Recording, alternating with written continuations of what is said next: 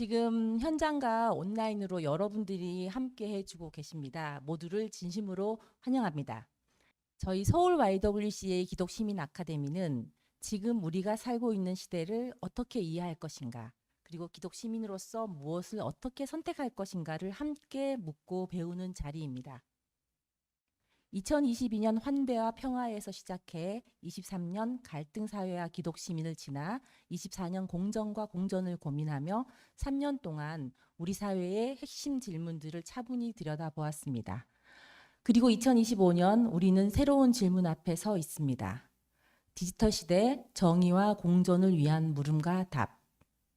AI, 디지털 기술, 기후위기, 경제, 사회적 불평등이 우리 일상과 공동체를 동시에 흔드는 시대에 기독 시민으로서 우리가 어떤 감각을 회복해야 할지 함께 고민해 보려고 합니다. 이 복잡한 문제에 우리는 기독 시민의 관점으로 해답을 찾아가야 합니다. 2025년 기독 시민 아카데미는 12월 3일과 4일 양일에 걸쳐 진행이 됩니다. 오늘은 기후위기와 정의로운 전환에 대해 서울대학교 홍정호 교수님께서, 그리고 인간의 존엄과 멀어지는 불평등한 노동을 주제로 서강대학교 이철승 교수님께서 강의를 해주시고, 내일은 기술 매개 젠더폭력 대응에 대해 한국여성정책연구원의 김혜라 연구원님이 강의를 해주십니다. 각 분야에서 깊이 있는 연구와 활발한 활동을 펼치시는 강사님들을 모셨기 때문에 물음과 답을 나누는 시간을 또 이틀 동안 압축적으로 준비를 했습니다. 어느 때보다 깊이 있는 시간으로 채워갈 수 있을 것으로 기대합니다. 첫 번째 강의는 기후위기와 정의로운 전환, 기독 시민의 사회적 책임입니다. 기후위기는 이제 더 이상 자연현상이나 환경 분야의 문제가 아니라 경제의 문제, 정의의 문제, 그리고 세대의 문제가 되었습니다. 게다가 올해 아카데미의 큰 주제인 디지털 시대와 기후위기는 서로 깊이 연결이 되어 있습니다. 데이터 센터와 AI가 만들어내는 엄청난 에너지 소비, 전환 과정에서 발생하는 사회적 불평등, 그리고 기후 정책이 만들어내는 충격과 기회. 이 어려운 질문을 함께 풀어주실 오늘의 강사님을 소개합니다. 서울대학교 환경대학원 홍정호 교수님이십니다. 교수님은 기후경제학 분야에서 한국 사회의 방향을 누구보다 현실적이고 또 따뜻하게 제시해 오신 분입니다. 기후위기 부의 대전환을 통해 기후위기를 단순한 위기가 아니라 새로운 전환의 계기, 경제적 기회로 읽어내는 시각을 전하셨고, CBS 기후로운 경제생활을 통해 대중과 시민이 쉽게 다가갈 수 있는 언어로 기후 정의를 이야기해 오셨습니다. 오늘 강의를 통해 기후위기와 미래세대의 문제, 그리고 기독 시민의 책임을 함께 깊이 성찰해 보는 시간이 되었으면 합니다. 강의를 들으시면서 질문하고 싶은 내용이 있으시면 지금 보이시는 QR을 지금 스캔해 주세요.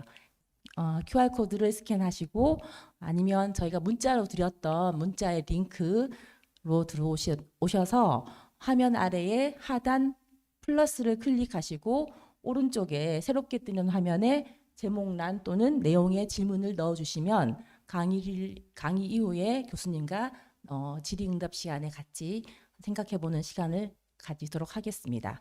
이제 큰 박수로 교수님을 모시겠습니다. 박수. 예, 그래요. 너무 좋은 공간이어서 정말 이 대학원 세미나하면 너무 좋겠다. 너무 좋은 공간에, 훌륭한 공간에 저를 불러주셔서 너무 감사합니다. 저한테 1시간 50분 주어져 있는데요. 제가 질문을 미리 좀 받는, 너무 질문들이 좋으세요, 진짜. 그래서 제가 올해 이제 30년 차 교수인데요.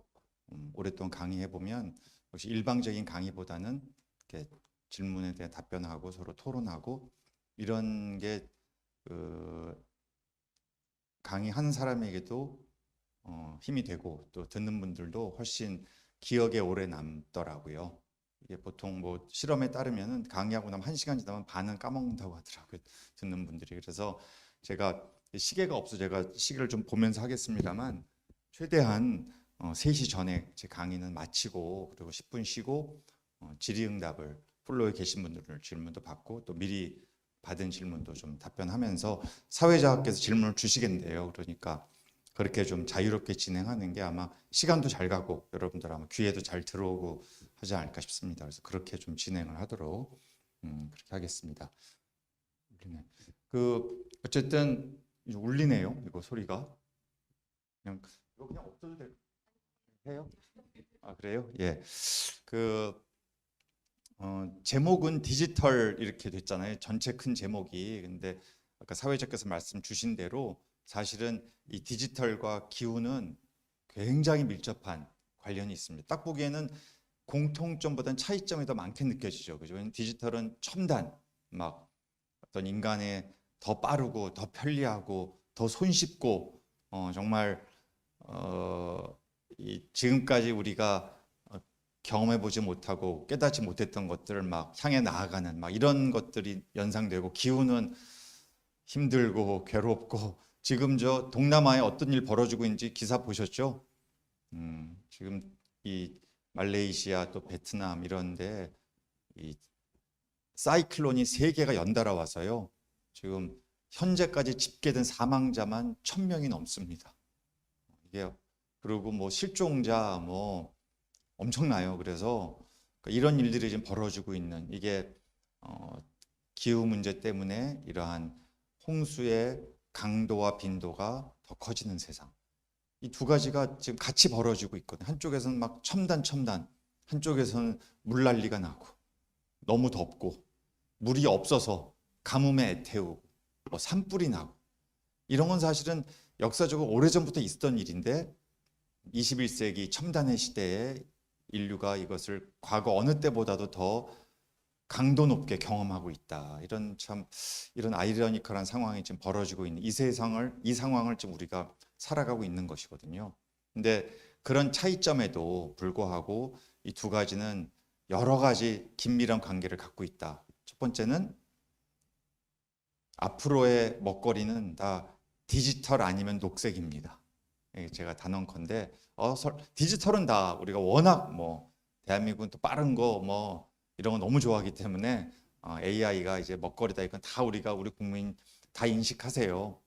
녹색이 설마 먹거리? 예, 그렇습니다. 지금 이 기후 관련돼서 파생되는 산업, 기업들이 어마어마하고요. 왜냐하면 이것이 지금 인류가 해결해야 될 난제라고 생각하기 때문인 거죠. 그래서 제가 단언컨대 앞으로 2050년까지는 이 디지털과 녹색으로 이루어진 여기서 파생되는 모든 산업들이 앞으로 우리의 먹거리를 우리의 다음 세대의 일자리를 견인해 나갈 것이다 이렇게 말씀드리고요. 두 가지를 또 상호적으로 보면 디지털이라는 것이 기후에 악영향을 미칠 가능성도 있고 좋은 영향을 미칠 가능성도 있다. 보통은 이제 아까 사회자 말씀하신 대로 전자의 논의는 많이 있습니다. 왜냐하면 뭐 전기 먹는 하마가 될 거다 AI가. 그렇죠. 학습을 때문에라도 또 사용할 때도 과거와는 달리 엄청난 전기가 소모될 테니 그러면 전기를 공급하려고 하면 재생에너지만으로는 택도 없이 부족할 테니까 이런 게 일반적인 논의의 과정이에요. 그러다 보니 기존의 화석연료로 만든 전기도 불가피하게 필요한 거 아니냐, 원전도 재가동해야 되는 거 아니냐, 뭐 이런 이야기들이 이제 자연스럽게 꼬리를 물고 일어나는 거죠. 이게 이제 이게 아주 틀린 게 아닙니다. 그래서 지금 학계에서도 우리 경제학계에서 이런 논의를 많이 하고 있어요. 디지털 전환이 각 산업별로 심화되는 과정에서 에너지 집약도, 전력 집약도, 탄소 집약도는 어떻게 바뀌고 있는가 이런 것이 상당히 중요한 연구 주제고요. 일견 생각해 보면 아마 악화하는 방향으로 가게 될 것이다라고 일반적으로 생각할 수 있는 거죠. 반면에 또 어떤 흐름도 있냐 하면요, 이 반대 흐름도 있습니다. 오히려 AI, 이 디지털이 기후변화의 순기능을 할 수도 있다. 이건 뭐냐 하면 결국 기후 문제라고 하는 21세기 인류의 난제를 해결하려면 에너지 소비를 줄이고 효율적으로 쓰지 않으면 해결이 안 된다. 이제 이런 인식이 있는 거죠. 그러다 보니 AI를 어떤 방향으로 활용하자. 에너지를 가장 효율성의 극대화를 지향하는 방향으로 AI를 활용할 수 있도록 하자. 이론 쪽의 흐름도 굉장히 이 학계와 업계에서는 많이 강하게 일어나고 있습니다.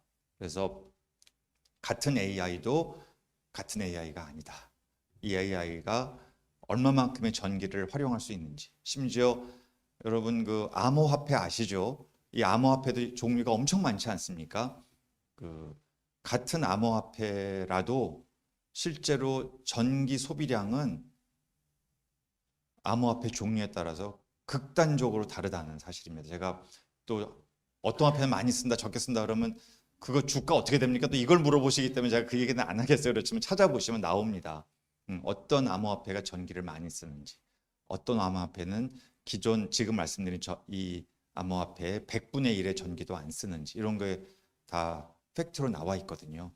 그러니까 앞으로의 이런 AI 기술 혁신의 방향은 한편으로는 어떻게 하면 전기 소비를 최소화하면서 애초에 AI에서 기대했던 그런 생산성을 확 획득해 나갈 수 있을까? 이런 쪽에 대한 기술 혁신의 방향도 분명한 한 흐름으로 자리 잡고 있는 게 사실입니다. 그래서 그 끝은 어떻게 될까? 두 개가 상쇄하는 작용을 할 텐데 어느 쪽이 이길까? 아무도 몰라요. 모르지만 하여튼 그런 흐름이 있고 저는 뭐 큰 흐름으로 보면 지금 약간 한 2, 3년 전까지만 해도 결국 AI 때문에 이게 어마어마한 전기 소비량의 증가를 가져오게 될 것이고 이게 기후변화 문제에는 탄소 발생량에는 악영향을 미칠 것이다라는 생각이 상당히 좀 큰 흐름이었는데요. 최근에는 지금 AI가 좀 이거 버블 아니야? 이런 흐름이 있습니다. 지금 이거 너무 데이터 센터 많이 지으겠다고 했는데 그렇게까지 많이 필요하지 않은 거 아니야? 이런 이야기들이 지금 심심치 않게 나오고 있어요. 그래서 이런 것 관심 있으시면 계속 좀 이제 해외 이런 좀 권위 있는 이런 외신들을 좀 따라가 보시면 이런 논의들이 계속 엎치락 뒤치락 하면서 일어나고 있다. 저는 AI의 하나의 순기능 중에 하나가 이 기후변화, 특히 환경 재난, 기후 재난을 예측하는데 지금 제대로 활용되고 있다는 사실입니다. 엔비디아 아시죠? 엔비디아가 작년이네요. 그 스톰캐스트라고 하는 소프트웨어를 개발했어요. 캐스트가 뭡니까? 포캐스트가 예측 아니에요, 그죠? 스톰캐스트, 폭풍을 미리 예측한다. 이렇게 신조어입니다. 그래서 이 상품을 만들어 가지고 원래 젠슨 황이 타이완 출신이잖아요. 그래서 타이완 정부하고 협업을 해가지고 타이완의 기상청이 앞으로 좀 더 날씨 예측을 특히 이제 폭풍우와 같은 이런 재난 상황을 미리 좀 정확하게 예측했을 때 얻는 편익이 무지하게 크죠. 그렇지 않습니까? 편익을 예측하면 대피해라. 미리 식량 좀 쌓아둬야 된다. 어느 쪽은 너무 지금 침수 위험이 많으니 뭐 어떤 대비가 필요하다. 이런 것들을 정확하게 전달할 수 있는 그리고 중요한 기능을 이 정보라는 것이 하기 때문에 이런 쪽으로 지금 사용되고 있어요. 이런 것들은 굉장히 이 데이터에 기반한 이러한 디지털 혁신이 기후 문제에도 순기능으로 작용할 수 있는 이런 가능성들이 있는 거죠. 그래서 문제를 보실 때 좀 다각적이고 다층적으로 보는 특히 디지털과 녹색, 디지털과 기후 문제를 볼 때 상호 어떤 상쇄하는 그런 흐름들이 나타나고 있는지를 좀 보시는 게 굉장히 필요하다는 말씀을 제가 서두에서 드리고 싶습니다. 자, 그래서 오늘 제목은 이제 기독 시민의 사회적 책임 이런 게 들어가 있고 저도 물론 기독교인입니다.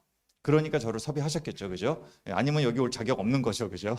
예, 그래서 여기 와서 뭐 기독교인이 아닌데 막 기독교를 비판적인 시각으로 보겠다 이런 거는 저는 적절치 않다고 생각하고 제가 내부자 입장에서 기독교인으로서 또 대한민국 기독교계를 좀 안타깝게 보기도 하고 뭐 이런 입장에서 그러나 우리가 분명히 시대적 소명과 사명이 있다라는 그런 마음으로 이제 이야기를 하고자 하고요. 또 여기 계신 분 중에 기독교에 대해서 기독교 신앙이 아닐 분도 계실 수 있고 또 뭐 비판적인 분 다 뭐 제가 수용할 수 있기 때문에 그런 게 궁금하시면 나중에 질의응답 시간 통해서 말씀을 해주시면 되겠습니다. 자, 이거 한번 보시죠. 이게 제가 우리 대학에 이제 30년 차 교수로서 그동안에 학부 수업 같은데 이렇게 학생들한테 질문을 툭툭 던진 거예요. 한번 설문조사도 좀 해봤고요. 두 가지 아마 여러분들도 이런 거 궁금하셨을 것 같아요. 야, 인류의 미래는 앞으로 어떻게 될까? 저는 어릴 때부터 그런 생각 좀 여러분 안 하셨어요? 야, 세상은 앞으로 잘 될까 아니면 잘못될까? 그게 바로 인류의 미래는, 지구의 미래는 이러는 거죠. 장밋빛은 좀 밝게 보는 거죠. 잘 될 거다. 뭐예요? 새로운 기술이, 어떤 새로운 제도가 세상을 바꿀 수 있어. 좋게 만들 거야. 뭐 이런 좀 낙관적인 생각. 반면에 이제 회색빛은 이제 어두운 거죠. 뭐가 안 돼. 잘 안 돼. 안 되는 거 천지야. 오늘 뭐 이번 강의가 불평등도 이제 있고 뭐 젠더 갈등 이런 것도 이런 걸 보면 정말 인간의 그런 여러 가지 모순된 모습 속에 뭐 미래가 밝을 수 있겠어? 이런 생각. 비관적인 생각이죠. 한편으로 이제 오늘의 주제인 기후 환경 문제를 생각하면 과연 이 문제는 왜 발생하는가? 제가 이렇게 학부생들한테 툭 질문을 던져낸 학기 초에 인간의 이기심 때문입니다. 이 답이 상당히 많습니다. 아마 여기 계신 분 중에도 동의하실 분이 계실 것 같아요. 결국 남 생각 안 하고 생태계 생각 안 하고 옆에 있는 자연 생각 안 하고 나만 잘 먹고 잘 살면 된다. 이런 어떤 인간의 그 탐욕스러운 이기심이 환경을 망치는 거다. 이렇게 생각하는 분들이 있습니다. 학생 중에도 많이 있고요. 반면에 제가 금방 말씀드렸듯이 그게 아니다. 결국은 제도가 불비해서 아직 기술 개발이 안 돼서 그래서 문제가 해결 안 되는 거고, 만약에 핵융합 기술이 제대로 나오면 기후 문제, 에너지 문제 단칼에 해결된다. 나는 여기에 뛰어들겠다라고 얘기한 서울대 공대 1학년생 얘기를 제가 직접 들었습니다. 핵융합으로 가야 된다. 그래서 우리 이제 교수들이 그게 이러이러한 지점이 이게 이 기술을 개발하기 시작한 지가 수십 년 됐는데 아직 별로 진도가 안 나가고 있고 뭐 이런 코멘트를 했어요. 그랬더니 그 학생 같아요. 나중에 이제 강의 평가에 좌파적 생각을 가진 교수들이 많아서 뭐 이런 답변들. 그래서 이게 기술 가지고 함부로 얘기하면 좌파가 되는구나. 상당히 요새 학생들의 이 태도는 굉장히 창의적이다, 상상력이 뛰어나다 이런 생각도 했습니다. 하여튼 뭐 그런 거예요. 그래서 이걸 제가 이렇게 2x2로 엮어보니까 답변의 내용이 이렇더라고요. 인간 본성을 이야기하는 학생들은 미래가 어두워요. 왜냐면 인간 본성은 바뀌지 않으니까. 그렇지 않습니까? 반면에 이거 제도나 기술을 통해서 이게 아직 부족한 것이니 이게 해결되면 해결될 거야. 그러면 이건 내가 충분히 내가 앞으로 이 지구를 해결하는 해결사로서 혁신적인 기술을 개발하고 말 거야. 이런 생각이 있다면 당연히 미래는 훨씬 낙관적으로 볼 수 있는 거죠. 이쪽은 없더라고요, 잘. 이 교차 분석해 보면 이쪽은 답이 별로 없어요. 이 안에 다 들어가는 걸 볼 수 있어서, 게다가 더 재밌는 건 이게 학부 전공과도 연결되어 있다는, 상관성이 높다는 사실이죠. 여러분들 뭐 학부에서 어떤 전공 하시는지 제가 잘 모릅니다만 인문대 출신들은 바로 적입니다. 회색의 인간 본성이 우울해, 암울해요. 이게 그 다음 질문은 저 같은 이제 학자면 이런 걸로 생각하는 거죠. 도대체 원래 그런 아이들이 인문대를 가나? 아니면 가서 맨날 듣다 보니 그런 생각을 하는 건가? 그것도 되게 궁금하죠. 저는 이제 경제학과 출신이고 경제학을 하니까 경제학 하는 학생들은 양쪽에 고루 분포합니다. 고루 분포예요. 제도나 기술에 대한, 왜냐면 제도나 기술이 경제학에 굉장히 중요한 연구 주제거든요. 우리가 뭐 시장 경제, 이게 바로 제도 아니겠어요, 그죠? 시장 경제에 대한 신뢰가 있다든지 이런 학생들은, 그리고 그 안에서 혁신적인 기술이 만들어진 토양을 잘 만들어주면은 세상은 좋아질 수 있다라고 생각하는 학생들은 다분히 미래를 낙관적으로 보는 그런 경제학도들이 있는 반면에, 또 어떤 경제학도들은 예를 들어 대표적으로 과거에 인구 때문에 인류의 미래는 너무너무 암울하다라고 설파한 멜더스라는 경제학자가 아마 들어보신 분도 있을 것 같아요. 1798년도에 유명한 책을, 인구론이라는 책을 썼는데요. 이런 식의 생각에 경도되어 있으면 결국 인간의 탐욕으로, 그 당시에 이 멜더스의 생각은 이랬어요. 인간은 자기의 성적 욕구를 도저히 이겨낼 수 없기 때문에 계속 아이를 낳게 된다. 근데 거기에 발맞춰서 식량 공급은 절대 따라갈 수 없다. 이분 당시 성공의 목회자였습니다. 목회자이자 경제학자였어요. 결국 인류의 미래는 암울할 수밖에 없다. 먹을 게 없으니까 라고 생각을 한 거죠. 지금도 신멜더스 주의자들이 있습니다. 이제는 그 락이 걸리는, 그러니까 제약이 걸리는 게 식량이 아니고요. 뭐겠습니까? 환경, 자원, 기후 이런 것들이에요. 결국 이런 것들의 고갈로 결국 미래는 암울하다. 왜? 인간이 그만큼 이걸 채굴해서 써버리고 그것 때문에 공기는 나빠지고 탄소 배출은 어마어마하게 증가해서 기후 문제는 도저히 해결할 수 없는 방향으로 가고 있고 뭐 이런 것들을 생각을 하면은 미래는 암울할 수밖에 없는 거죠. 공대생은 다분히 낙관적이고요.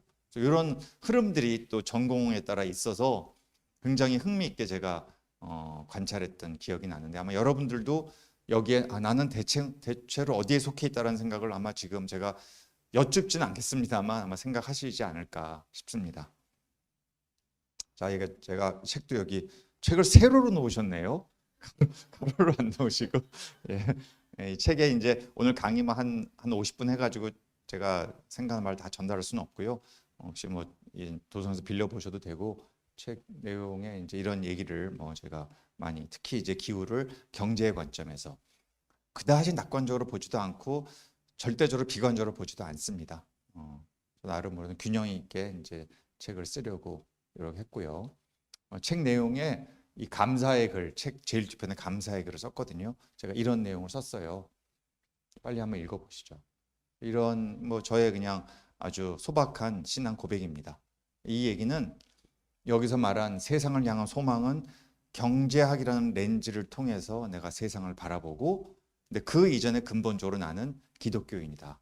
기독교인으로서 경제학을 탐구하고 그 렌즈로 세상을 바라보고 대안을 마련하고 싶다라는 생각을 어린 시절에 갖게 됐다는 것입니다. 구체적으로는 고등학교 때고요. 그래서 제가 그 생각을 하고 정확히 16년 만에 이제 교수가 됐어요. 너무 기쁘더라고요. 고2 때 생각했던 내 미래는 이렇게 돼야 되지 않을까라고 생각했던 그 직업까지도 제가 갈 수 있었기 때문에 참 감사했던 기억이 있습니다. 자, 그래서 제가 이제 고등학교, 대학 교수를 거치면서 경제학도로서 동시에 근본적으로는 기독교인으로서 세상을 어떻게 바라봐야 할 것인가, 나는 어떤 경제학을 할 것인가, 저에게는 이 두 성경 구절이 아주 핵심으로 지금도 남아 있습니다. 당연히 뭐 외는 성경 말씀이고요. 보면 굉장히 그 강한 단어들이 있어요. 그렇지 않습니까? 막 정복하라, 다스리라. 그러니까 이런 표현 때문에 과거에 역사학자들 중에는 이 생태계의 파괴 이런 거를 기독교의 책임으로 돌리는 이런 연구자들도 있었습니다. 저런 거 봐라, 세상을 정복하라 그러고 막 다스리라 그러고 막 거의 뭐 이거는 거의 착취 수준 아니냐, 이걸 허용한 거 아니냐, 창세기가 이제 이런 식의 시각들이 있었어요. 근데 사실 성경을 보면 저는 굉장히 성경이 그런 면에서 균형 있게 서술돼 있다. 제가 믿는 신앙 고백은 하나님 말씀이니까 창세기 2장 15절에 보면 이게 경작하며 지키게 하시고 이런 표현이 있거든요. 그러니까 과거에는요, 이 개역개정 이전에 성경 번역본, 우리말 번역본은 경작하며가 아니고 에덴 동산에 두어 그것을 다스리며 지키게 하시고 이렇게 번역되어 있습니다. 창세기 2장 15절에도 다스리며가 있고 1장 28절에도 다스리라가 똑같은 우리말로 번역은 동일하게 했지만 히브리 원어는 매우 다르다. 첫 번째 다스리다는 저 추렘플은요, 그대로 옮기면 발로 밟다 이런 뜻이에요. 말 그대로 정말 우리말의 다스리다 훨씬 더 강한 표현이죠.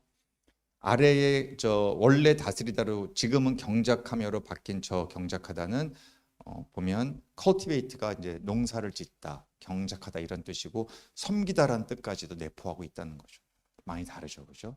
저는 이제 이걸 이제 보면서 뭐 책들도 이제 읽었지만 이런 저는 결론에 도달했습니다.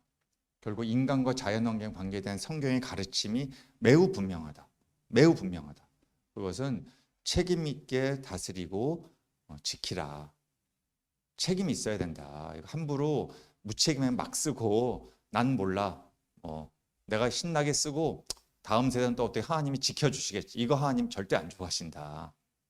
라는 것을 생각하게 됐고요. 동시에 1장 28절과 2장 15절을 통해서 우리가 도출할 수 있는 제 나름의 결론은 인간은 맞다 다른 자연과는 다르게 특별하게 창조된 건 맞다. 사실은 그게 지금에 돌아가는 걸 보면 특별하게 창조된 게 긍정적으로 발현되기보단 부정적으로 발현되는 게 많죠. 최소한 기후 위기에 있어서는 그렇죠. 워낙 에너지를 많이 소비하고 워낙 많이 먹어 제끼고, 죄송합니다 이런 표현을 써서, 먹방이 막 TV에서 나오고 막 이런 걸 보면 분명히 인간은 다른 거예요. 다른 동물이나 생태계하고는 분명히 다른 겁니다. 그런데 거기서 절대 그쳐서는 안 되고 피조물로서 자연에 대한 책임 있는 자세를 언제든지 가져야 한다. 이게 우리가 말하는 이른바 이제 교회에서 말하는 청지기인 거죠.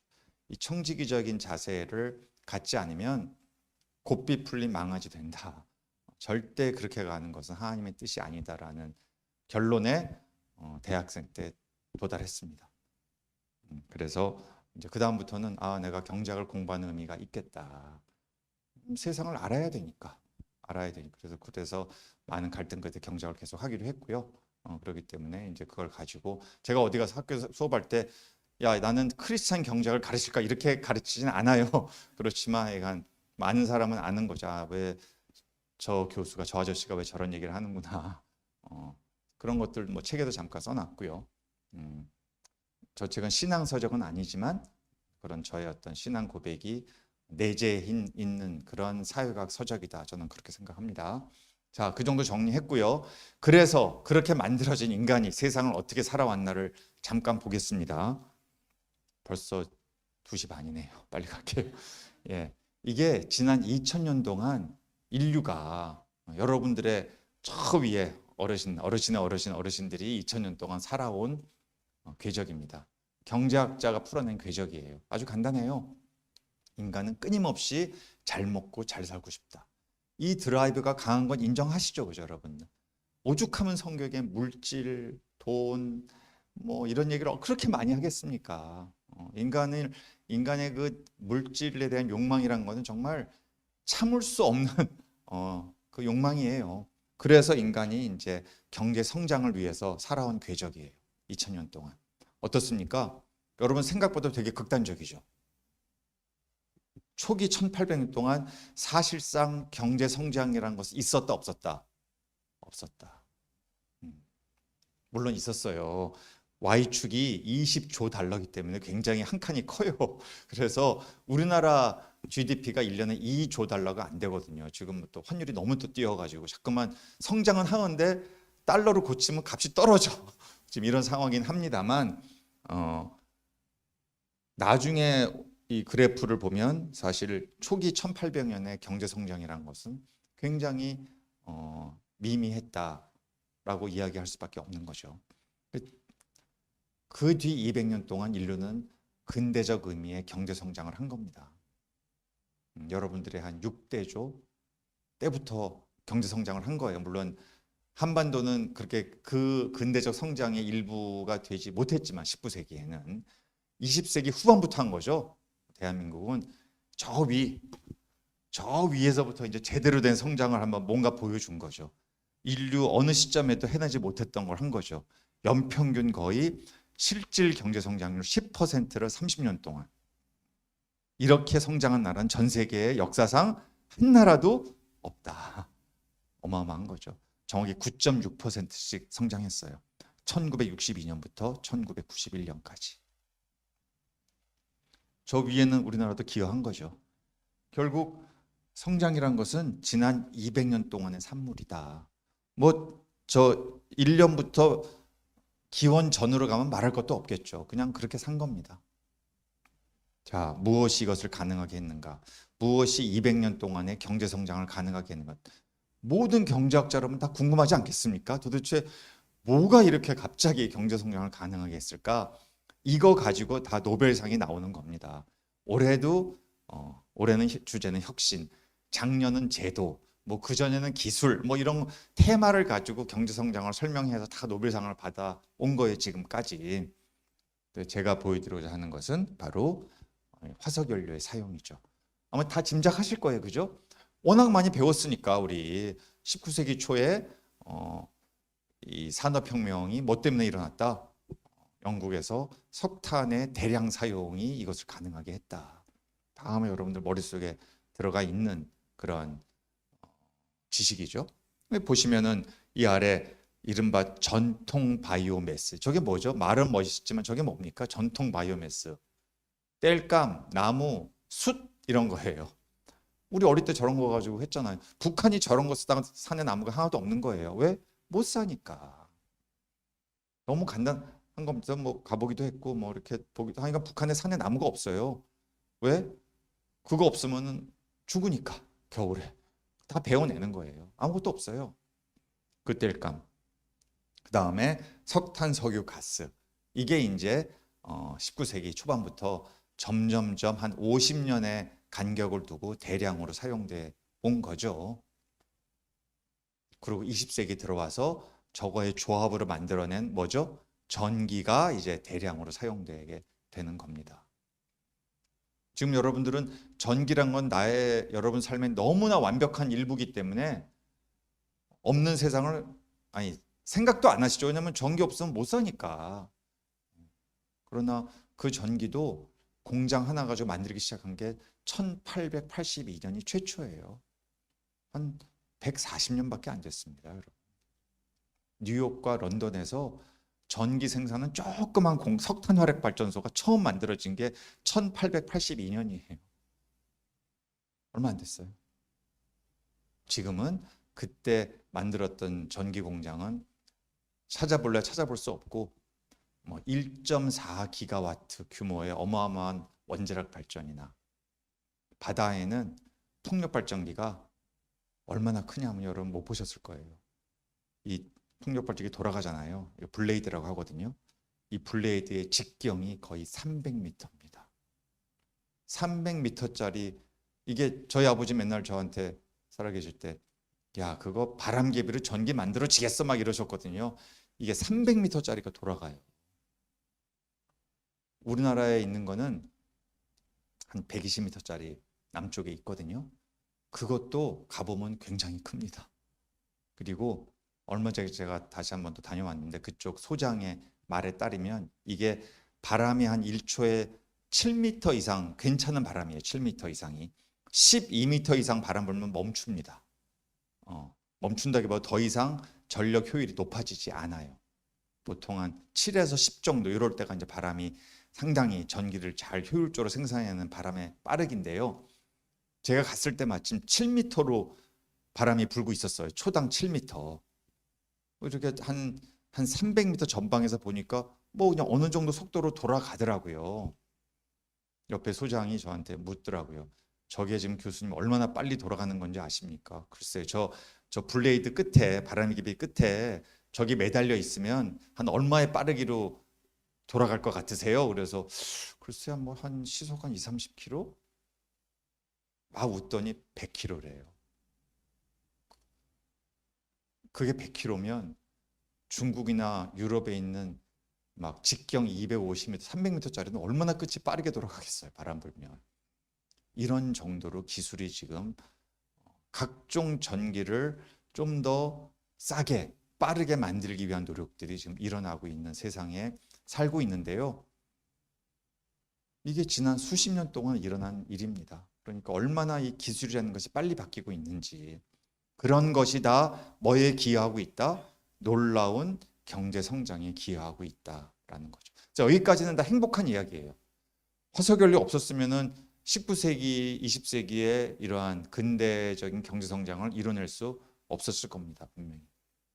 그 당시에 태양광이나 풍력 기술이 없었으니까. 그런데요, 문제는 그렇게 한 다음에 봤더니 이 화석연료를 사용하면 탄소 배출이 일어나는구나라는 걸 19세기에는 미처 몰랐던 거죠. 전혀 몰랐어요. 20세기 중반 이후 여기 보세요. 1950년 이후에 기울기가 어떻게 되고 있습니까? 더 급해지고 있죠. 그전에는 거의 기울기가 뭐 약하다가 이 전쟁 직후, 2차 대전 직후의 1950년 이후에 기울기가 훨씬 더 급해지고 있다. 이때부터 미국의 또 유럽의 기상학자들이 뭔가 이상하다. 이게 뭔가 지구 탄소 농도의 변화가 있는 거 아닐까라는 불길한 예감이 든다 해서 측정을 시작한 겁니다. 해봤더니 정말로 탄소 배출이 많이 일어나고 있고 그로 인해서 누적된 탄소 배출량이 지구를 계속 감싸고 있고 그래서 탄소 농도도 산업혁명기에는 280 ppm에다가 지금 430 ppm까지 오는 한 170년 만에. 그래서 이 단위가 뭡니까? 이 단위 자체를 뭐 굳이 다 이해하실 필요는 없고요. 이게 빠른 속도로 농도가 어떻게 되고 있다? 높아지고 있다. 이게 이제 중요한 거죠. 과학자들은 이게 550 ppm을 돌파하는 순간 돌아올 가능성은 없다. 이렇게 이제 보더라고요. 지구는 거의 파멸의 길로 갈 가능성이 매우. 파멸이란 거는 뭐 80억 인구가 다 죽는다 이런 건 아니에요. 누군간 살아나겠죠. 그러나 지금까지 우리가 봐왔던 그런 지구는 계속 지속될 수 없을 것이다라고 볼 정도로 어마어마한 수준의 기후 피해가 발생할 거라고 이제 과학자들이 보고 있는 겁니다. 그래서 과학자들은요, 이 분야의 진지한 그런 지구 과학자들, 자연 과학자들은 인류의 미래를 매우 비관적으로 보고 있습니다. 저 같은 사회과학자보다도 훨씬 더 비관적으로. 왜냐하면 정해져 있다라고 생각하는 거거든요. 정해져 있다. 해수면 상승 앞으로 어떻게 될 것이다. 다 나와 있어요. 예측치가. 다 말씀 안 드릴게요. 좀 우울해지니까 하여튼 그렇게 이제 갈 거라고 자연과학자들은 보고 있는 거죠. 왜냐하면 세계 3대 빙하가 다 빠른 속도로 녹고 있기 때문인 거죠. 남극, 북극, 그린란드 이게 녹고 있기 때문에 그렇다는 겁니다. 그래서 그게 녹으면 얼마나 해수면이 올라가고 있는지 이미 측정치를 통해서 올라가고 있는 게 확인됐고 속도는 빨라지고 있고 앞으로 더 빨라질 것이다라고 보고 있는 거죠. 자, 그래서 결과는 이제 우리가 다 경험하는 지구의 온도는 뜨거워지고 있다라는 거. 그래서 이런 그래프가 나왔고요. 이게 재작년 그래프 2023년도 확실히 다르죠. 그 전에보다는 확실히 빠르게 오르고 있는 것을 이 코페르니쿠스 뭐 유명한 과거의 자연과학자지만 유럽의 이런 기상을 계측하고 이제 측정하고 뭐 예측하는 이런 기관입니다. 코페르니쿠스라는 거기서 이런 통계를 계속 내고 있어요. 이제 한 달 있으면 2026년도죠. 그렇죠. 그러면은 올해 온도는 어떻게 됐는지가 또 통계가 나올 거예요. 이게 재작년, 요게 작년. 우리나라 언론도 이제 이런 거에 관심을 갖고 올 초에 이런 걸 만들었어요. 이 데이터 가지고 코페르니쿠스 여기 있죠. 코페르니쿠스 기후변화 연구소 이 자료를 뽑아서 작년이 재작년보다는 더 더웠던 기억하시죠? 작년이 진짜 무시무시했잖아요. 작년은 산업혁명기보다 1.6도, 섭씨 1.6도 더 올랐다는 것이 이제 이거는 뭐 측정한 결과니까요. 이렇게 이제 나와 있습니다. 올해는 아마 모르겠어요. 작년만큼 그렇게 덥지는 않았다고 저는 체감적으로 느끼는데 아마 내년 한 1월이 되면 이런 그래프가 또 하나 여기에 더 부과가 될 겁니다. 자, 가보시죠. 누가 이런 일들을 지금 벌이고 있는 건가? 중국, 미국, 인도, 러시아, 일본, 인도네시아, 이란, 독일, 한국. 요게 이제 탑 9입니다. 탑 9. 대부분 다 어디에 있어요? 다 아시아 대륙에 있죠. 다 아시아 대륙에 있는 나라들이에요. 동부가 어떻습니까? 동부가 끝내주죠. 1등, 5등, 9등. 예, 이게 이제 이 동부가 3국의 현실입니다. 그래서 이런 것들을 보면 야, 이 문제가 해결이 쉬울까? 이런 생각을 금방 하게 되죠. 그죠? 왜냐하면 선진국은 좀 탄소 배출량이 약간 감소 추세, 정체 추세에 있는데 중국이나 또 인도, 인도네시아 이런 나라들은 탄소 배출이 어마어마하게 빠르게 일어나는. 중국은 좀 다릅니다. 중국은 이제 인도나 인도네시아는 다르지만 하여튼 이른바 거대 개도국들 이런 데가 탄소 배출을 많이 하고 있으니까 이게 역사적으로 이제 먼저 배출한 나라가 있고 늦게 배출한 나라가 이제 있게 되는 거죠. 서로 이해관계가 어떻겠습니까? 매우 다를 수밖에 없겠죠. 매우 다른 거죠. 그래서 이제 이 그래프가 나오는 거예요. 이거는 뭐냐면 지금까지 지난 200년 동안의 경제 성장 역사에서 탄소 배출이 누적적으로 얼마나 국가별로 일어났는가를 보여주는 그래프예요. 이 그래프는 절대 마이너스가 될 수 없죠. 기울기가. 왜? 계속 더한 거니까. 그래서 여기에 보면 누적적으로 누가 1등이다? 압도적으로 미국이 1등.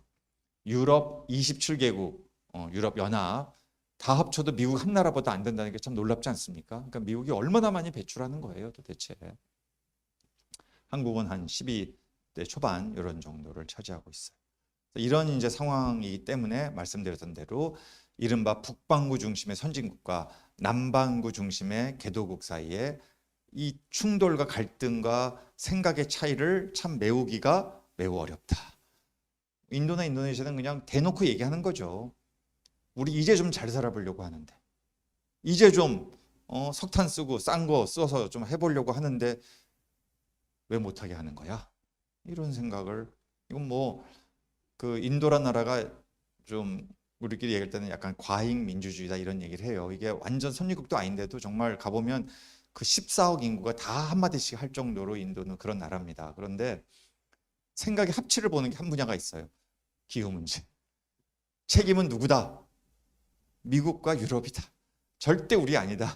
그래서 우리한테 그 책임을 물려면 너희가 우리에게 돈을 대라. 기술을 다 대라. 이렇게 이제 아주 당당하게 얘기하고 있는 거죠.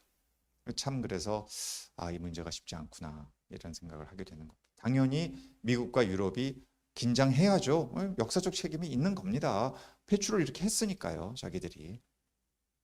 자, 그래서 오늘 또 주제가 불평등이 있기 때문에 이 기후 불평등을 나눠서 보면 크게 네 가지 관점, 국가, 그죠? 소득, 지역, 세대 이런 관점으로 좀 대별해서 볼 수 있다는 거예요. 뭐 여러분 직관적으로 금방 다 이해가 되시는 아주 그런 내용들이에요. 왜냐하면 배출하는 나라 따로 있고 고통받는 나라 따로 있다 이런 겁니다. 보시죠. 이게 독일에서 만든 연구소가 만든 자료인데요. 이 10개 나라가 이렇게 고통받고 있다 기후 때문에 GDP 손실도 GDP 대비 많고 사망자도 많다. 근데 이 나라 탄소 다배출 국가입니까? 전혀 아니죠. 아까 말씀드렸던 그 탄소 다배출 국가에 한 나라도 없어요 여기. 근데 고생은 고생대로 다 하는 거죠. 왜? 배출을 다른 나라가 하니까. 이게 그래서 우리가 지금까지 알고 있던 뭐 폐기물, 쓰레기, 지금 쓰레기 문제가 요새 부각되고 있죠. 내년 1월 1일부터 쓰레기 봉투, 종량제 봉투를 직매립, 우리가 모두 믿고 살아왔던 수도권 매립지에서 이제 거절합니다. 안 받아요. 그럼 이거 앞으로 어떻게 해결할 거야? 이 서울, 경기 2천만이 훨씬 넘죠. 2,500만이네. 이거 어떻게 할 거야? 이런 얘기 나오고 있는데요. 이런 문제는 기후 문제에 비하면은 해결하기가 절대적으로 쉽다는 게 아니라 상대적으로 쉬운 문제. 왜냐하면 국경을 넘나들지는 않잖아요, 최소한.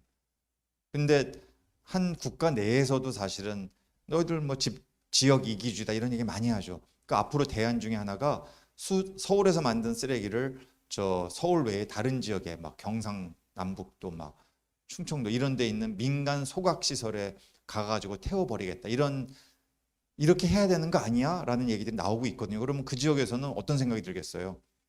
우리가 너희 쓰레기 처리반이냐? 당연히 나오지 않겠어요. 한 국가 내에서도 이런 갈등이 당연히 존재하는데 국가 간에 한 나라는 배출했어. 한 나라는 그로 인해 피해를 봐. 우리는 배출도 많이 안 했어. 얼마나 억울하겠어요. 그런데 이게 그다지 제어가 잘 안 되는 상황이다. 이런 나라들이 미국에 대해서 트럼프 회개해라. 너희들 탄소 배출 이렇게 많이 하고 말이야. 되겠어? 그럼 트럼프가 죄송합니다. 이러겠어요? 전혀 안 그렇죠. 이 어려운 거예요. 그래서 두 번째, 소득 계층별로 이게 80억 명을 100명 1%씩 끊어서 쭉 나열한 겁니다. 소득이 높은 사람부터 낮은 사람까지 인류 전체를. 저 사람 한 명이 8천만 명이에요. 맞죠? 8천.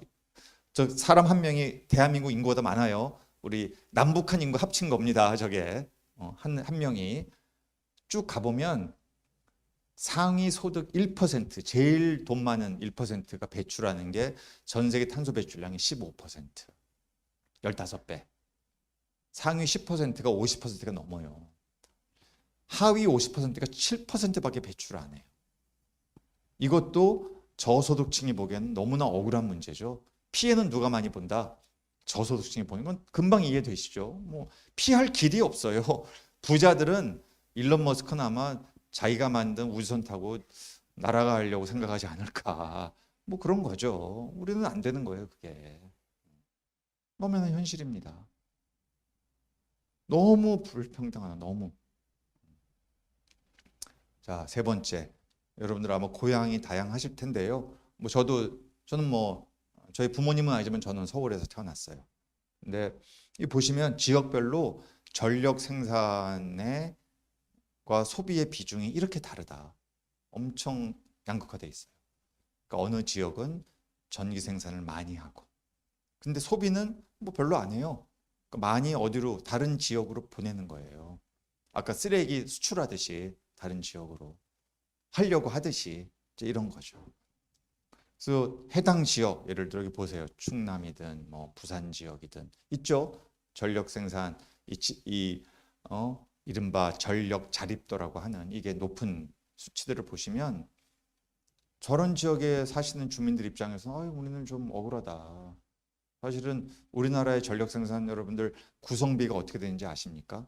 원전이 한 30%, 작년에 최고점 찍어서 32%, 석탄이 한 30%, 가스가 한 28% 이런 정도로 구성돼 있어요. 합치면 90%입니다. 그래서 이런 발전소가 지역에 다 있어요. 인천에도 있고 강원도, 경상북도, 울산, 부산, 전라남도, 충청남도 이런 데 다 분포돼 있거든요. 여기는 이제 발전소들이 크니까 다 소비 안 되고 서울로 수도권으로 다 보냅니다. 전기를. 그렇게 송전선이 구축이 돼 있는 거죠. 그중에 원전도 뭐 엄청 깨끗하다 이렇게 생각은 좀 하기 힘드니까 그렇고 석탄, 가스 마찬가지 탄소 배출도 되고 뭐 석탄 재도 날리고 이런데 전기는 다 딴 데로 가. 내가 만약에 충남 당진의 주민이라면 난 기분 나쁘고 억울할 것 같아요. 아니 충남 당진시에 석탄화력 발전소가 10기가 있습니다. 혹시 가보셨나요? 서울에서 1시간 반이면 가거든요. 우리 서울대 학생들, 학부생들 뭐 공부하고 들어온 애들 아니에요. 세상이 어떻게 돌아가는지, 뭐 전기는 어디서 오는지, 뭐 그 지역 주민들은 어떤 고생을 하고 있는지, 그런 생각을 하고 의식 있게 중고등학교 시절 보낸 학생들은 뭐 거의 없다고 봅니다. 그러니까 이제 몇 년 전, 한 4년 전부터 데려가요, 학생들. 시외버스 태워서 가가지고 현장을 좀 보고,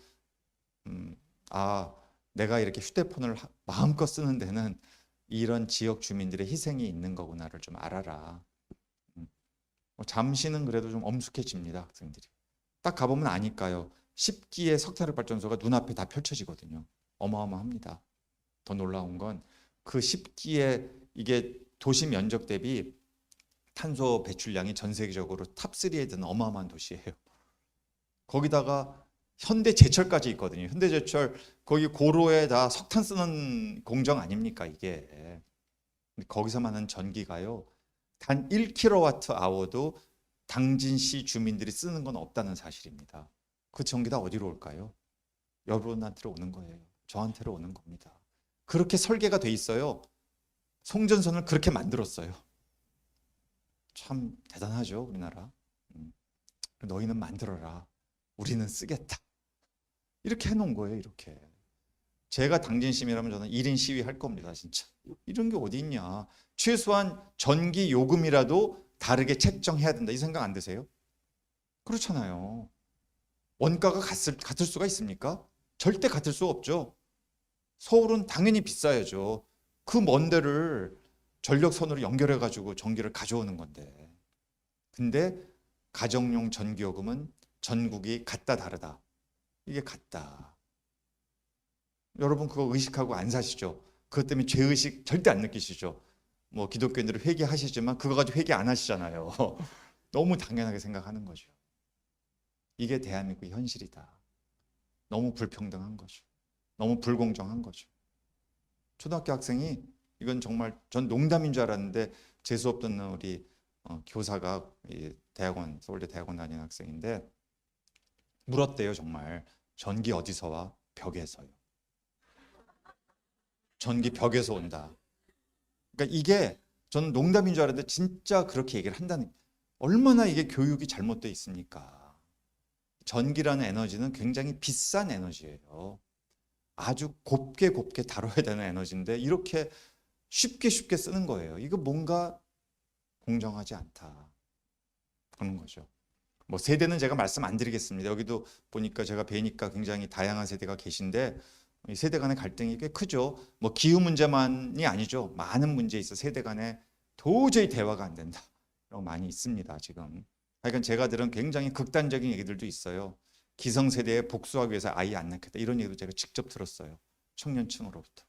이런 게 지금 현실, 엄연한 대한민국 현실입니다. 물론 뭐 전 세계도 정도의 차이는 있지만 이런 얘기들이 나올 정도로 이게 분명히 세상을 보는 눈이 참 세대별로 다르고 세대가 젊을수록 우리는 기후 피해에 더 많이 누적적으로 노출되게 된다라고 생각하는 거죠. 누가 배출한 탄소 때문에? 기성세대가 배출한 탄소 때문에.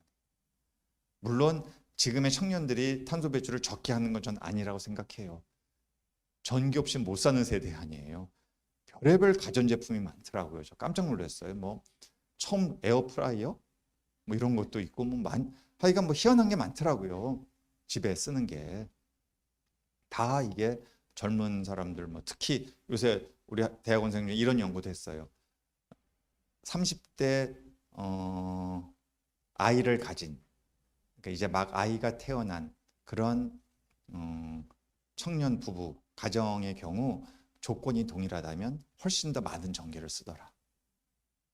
아이 잘 키우기 위해서 전기 제품을 많이 쓴다고 그러더라고요. 과거에는 대충 키웠는데 이제 안 그런 거죠. 그러니까 이런 것들이 있지만 그래도 누적량은 기성세대가 많으니까. 그리고 무엇보다 청년층이 분노하는 건 노력을 안 하니까. 노력을 안 하니까 이 전력 소비를 줄이고 탄소 배출을 줄이고 거기에 필요한 제도를 만들고 거기에 필요한 기술에 투자하고 이런 것들을 안 하니까 이제 화가 나는 거죠. 의식 있는 청년들이 그렇게 생각하는 거죠. 넘어갈게요. 이건 시간이 없으니까. 예, 이 두 가지는 꼭 기억해 두시고요. 그래서 지금의 이제 기후 문제는 이 물리적 리스크와 전환 리스크 이 두 가지로 다 설명이 돼요. 그러니까 여러분들이 기후 문제 이런 거 언론에서 기사를 보셨다면 이거는 물리적 리스크에 속하는 거구나. 이거는 전환 리스크에 속하는 거구나. 이렇게 이제 금방 구분을 하시면 됩니다. 물리적 리스크는 그냥 말 그대로 피해가 크다. 피해 비용이 크게 발생한다. 근데 문제는 같은 비가 와도 선진국은 피해액은 적을 수 있다. 왜 그럴까요? 대비를 잘 하니까. 이런 거죠. 개도국은 같은 비가 와도 피해가 크죠. 예방 조치가 전혀 안 돼 있으니까. 이건 큰 차이입니다. 전환 리스크는 그래서 이제 탈탄소를 해야 하는데 탈탄소 하기 위해서는 비용이 소요되죠. 당연히 에너지 요금도 비싸져야 하고 탄소를 뿜어내고 있으니까. 그래야 사람들이 가격에 반응해서 소비를 줄일 거고 그래야 기업들도 어마뜨거해서 새로운 탈탄소 기술도 개발할 거고. 너무 당연한 거. 이거는 뭐 경작을 배울 필요 없이 다 우리가 생각할 수 있는 논리적인 귀결이에요. 그런데 돈이 들어간다. 나 돈 들어가는 거 싫어.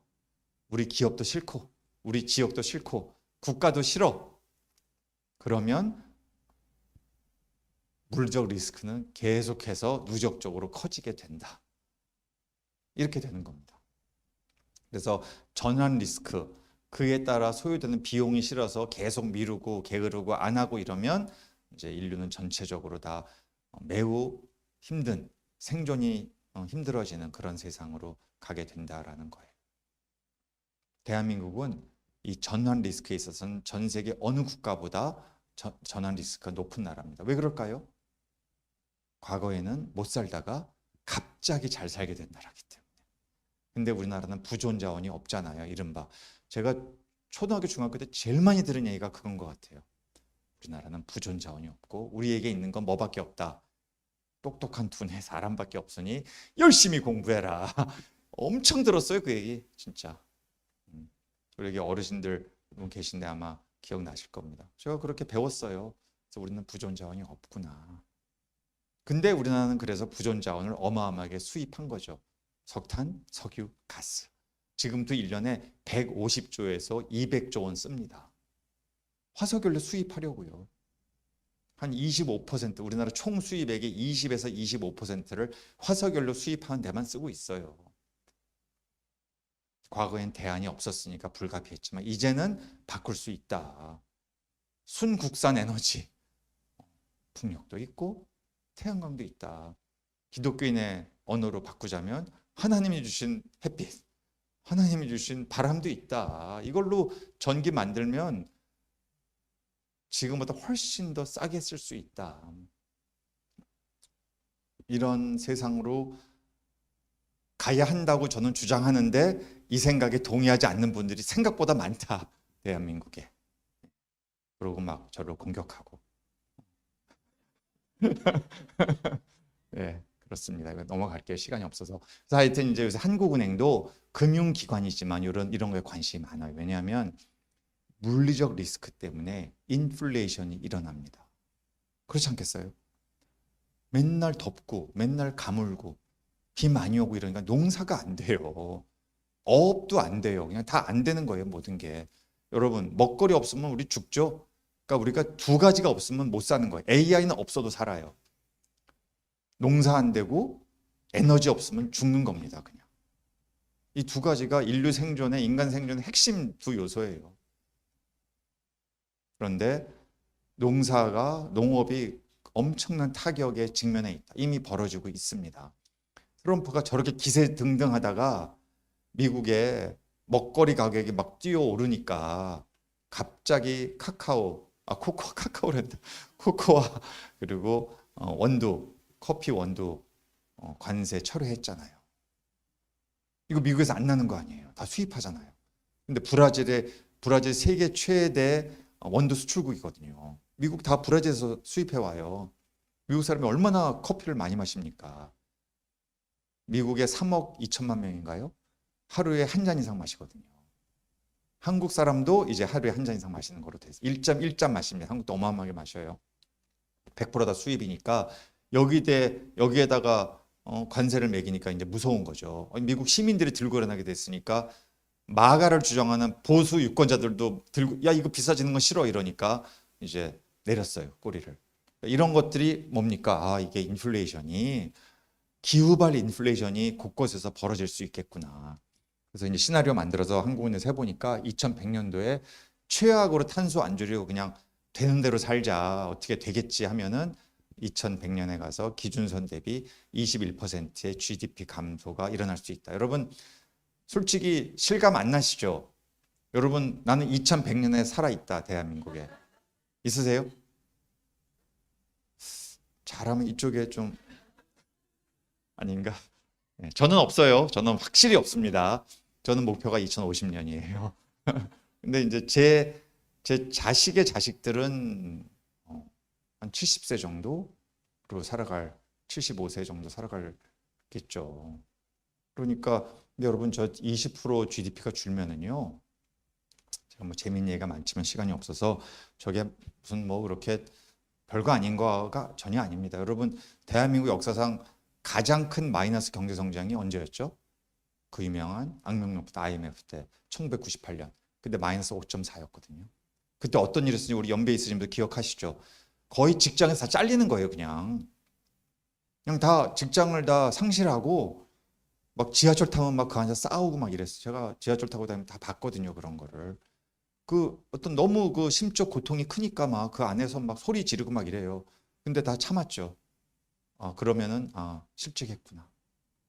그게 마이너스 5% 성장해도 20% 어떤 일이 벌어지겠어요? 저 한참 전부터 떨어지지 않겠어요? 이건 분쟁입니다. 이거 전쟁이에요, 전쟁. 사람이 단순해요. 멜더스의 예언처럼 먹을 거 없고 물 없고 에너지 없으면 그거 찾으려고 싸우는 겁니다. 그래서 이런 게 이미 벌써 중동 지역에서는 일어나고 사실은 중동에 많은 사람들이 무슬림들이 왜 유럽으로 가서 유럽에서 막 굉장히 힘들어 하잖아요. 이런 게 다 사실은 따지고 보면 근원을 보면 너무 농사가 안 돼서 너무 가물어서 이런 것들이 다 밑에 내재해 있다라는 거. 그러니까 이런 게 참 보면 저는 어떤 때는 지금 AI 개발하고 있을 때인가? 아니 지금 사람이 죽게 생겼는데 그리고 싸우고 전쟁하게 생겼는데 이런 생각을 안 할 수가 없는 거죠. 아니 AI 개발하지 말자는 거 아니에요. 또 오해하지 마시고. 네, 그래서 산업별로 이렇게 물리적 리스크에 노출되어 있는 산업, 전환 리스크에 노출되어 있는 산업 저렇게 쭉 많습니다. 거의 대한민국 산업에 여기 안 걸리는 게 없다고 할 정도예요. 그렇습니다. 그렇기 때문에 우리가 이 문제를 말 그대로 기후 문제를 경제 문제로 봐야 하는 거예요. 전 이게 훨씬 우리 국민들에게 잘 다가갈 수 있는 논리 구조라고 생각합니다. 물론 대한민국 국민이 기후와 생태와 환경의 관점에서 반성하고 회개하고 이렇게 살면 안 되겠다고 하면 제일 좋죠. 가장 비용이 적게 드는 방식입니다. 새로운 사람이 되는 거죠. 근데 기대 난망 불가능이에요. 그렇기 때문에 저는 이제 오래전부터 이걸 간파하고 결국은 기후 문제는 경제 문제로 접근해야 그래도 아무 생각 없는 정치인과 왜곡하는 일부 언론과 자기 이해관계에 매몰되어 있는 일부 기업인과 공무원들에게 경종을 울려줄 수 있다라고 저는 생각해요. 먹고 사는 문제니까. 내 일자리 문제가 될 수 있는 거니까. 나중에 궁금하시면 아리백, ESG, CBAM 물어보세요.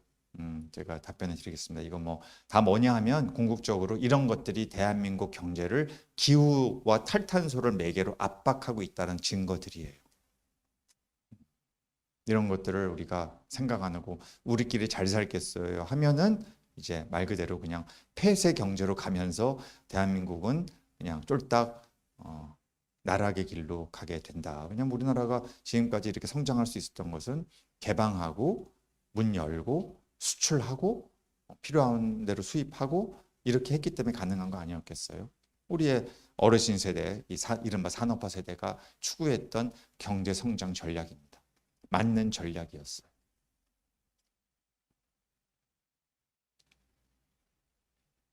빨리 가고요. 약속한 요 그래프만 이제 말씀을 드릴게요. 자, 이거 보시면은 그래서 아까 제가 앞에서 말씀드렸듯이 대한민국은 OECD 국가들 중에 전체 전력 공급 중에서 재생에너지가 차지하는 비중이 그냥 압도적인 바닥 꼴찌인 나라입니다. 저 초록색이 대한민국이에요. 지난 24년 동안 저 그래프의 기울기를 보세요. 우리 2000년 동안 GDP 성장의 앞부분 1800년이랑 비슷하죠. 거의 비중이 늘어나지 않는 나라. 저 10%도요. 그나마 태양광 풍력은 한 6% 정도밖에 안 되고 나머지는 다 긁어 모은 거예요. 수력, 폐기물 태우는 거 이런 거 다 긁어 모아서 저 정도예요. 다른 나라는 가까운 일본은 OECD 국가 중에서는 평균 이하 잘 못하는 나라임에도 25%고요. 독일은 60%라 비교 불가하고요. 덴마크는 그냥 숫자를 말하는 게 의미가 없습니다. 90%이기 때문에. 그러니까 이런 게 현재 우리나라 상황인데 이런 상황에 대해서도 또 일부 대한민국의 일부 국민들은 전문가는 누구든 우리는 재생에너지가 안 된다. 우리나라는 안 맞다. 안 된다. 이런 얘기를 또 열심히 하고 또 그런 게 또 언론에 나오기도 하고 또 그런 걸 받아들이는 일부 국민도 계시고 이래요. 그래서 저는 이런 게 과연 언제나 과연 바뀔 수 있을 것인가. 우리 국민들은 나 바뀌는 거 싫다. 이게 바뀐다는 거는 내가 속해 있는 석탄, 내가 속해 있는 원전, 내가 속해 있는 가스가 줄어든다는 걸 의미하니까 나 그거 싫다. 이런 생각이신지 우리는 지금까지 해왔던 잘했던 방식대로 계속 화석연료 수입해서 이거 태워가지고 그래서 우리 경제를 먹여 살려야 한다고 생각하시는 건지 아니면 나는 재생에너지 제자만 들어도 너무 싫어. 그냥 나하고 너무 안 맞아. 이러신 건지. 이게 이제 제가 사실은 아마 여기 계신 분 중에도 재생에너지에 대해서 잘 모르셨을 수도 있고 또 좀 싫으실 수도 있고 좀 회의적인 시각을 가질 수도 있고 다양할 수 있다고 봅니다. 아니면 저 같은 생각을 가지신 분도 계실 수 있고 저는 다 수용 가능해요. 왜? 저희 아버지를 제가 뵀기 때문에 저희 아버지부터 제 얘기를 수용을 안 하셨기 때문에 가장 가까운 저희 아버지부터도. 그래서 한번 이따 토론 시간에 자유롭게 의견을 얘기를 해주시면 좋겠습니다. 자, 반면 원전은 우리나라가 전 세계 1위입니다. 우리나라가 이건 팩트만 제가 말씀드리는 거예요. 해석은 여러분들이 하세요. 우리나라 국토 면적 대비 원전 설비량은 우리나라가 1위예요. 이걸 보시고도 우리는 더 올라가야 된다. 저 그림을 더 키워라고 생각하는 분도 있을 수 있어요. 그건 뭐 제가 이건 자유입니다. 여러분들이 한번 보시고요, 그냥. 예, 그래서 다 말씀드렸고 또 말씀드렸기 때문에 하여튼 이런 것들이 이제 앞으로 저는 바라기는 대한민국 이제 정부 이제 뭐 새로운 정부라고 말하기도 그렇고 이재명 정부가 앞으로 이 기후 문제를 경제 관점으로 봤을 때 해결해야 할 과제들을 제가 몇 가지 나열을 했습니다. 아마 여러분들에게는 전기요금 정상화다, 전력시장 정상화다, 뭐 탈탄소 산업구조 확립이다, 기후 적응을 위한 인프라 구축이다, 뭐 이런 표현들이 조금 너무 크다, 너무 좀 나하고는 거리가 멀게 느껴진다라고 생각하실 수 있어요. 당연합니다. 그러나 아주 비근한 예를 들자면 아까 제가 말씀드렸죠. 전기요금 구조부터 너무 불평등하고 너무 불합리하고 억울해요. 서울 사는 분들이 아니라면. 그렇기 때문에 이런 건 좀 바꿔야 되지 않을까? 이런 건 훨씬 더 손에 잡히는 문제로 우리가 내려와서 볼 수 있다. 이런 겁니다. 그래서 제가 그래도 늘 마음에 우리 기독교 용어를 빌리자면 충만해지는 건 우리가 이렇게 옛날에 이게 북한 땅이 아니에요. 이게 1950년대 우리나라 산이었습니다. 이거 산림청의 사진이에요. 이런 게 남한 땅에 그냥 여기저기에 널널이 있었어요. 왜? 구한말에 못 살고 나무 베고 일제시대 수탈하고 한국전쟁까지 3종 세트로 나무가 없는 거예요. 그런데 이제 전 세계에서 가장 아름다운 산을 만든 게 우리의 윗세대입니다. 탄소 배출은 많이 했지만 나무는 또 열심히 심었어요. 이게 엄청난 일을 하신 겁니다, 이분들이. 이거는 전 세계가 부러워하는 조림에 성공한 대한민국의 사례예요. 그 어느 나라도 성공 못한. 그래서 뭐 조림도 환경 문제고 기후도 환경 문제니 이거 해결해냈으니 기후도 좀 해결할 수 있지 않을까라는 생각을 갖고 밤에 잠자리에 듭니다. 강의는 마칠게요. 제가 그래도 아까 시작을 이제 2시 10분 했기 때문에 1시간 딱 맞췄고요. 잠깐 쉬었다가 그러면 한 5분 쉬면 될까요? 네. 예.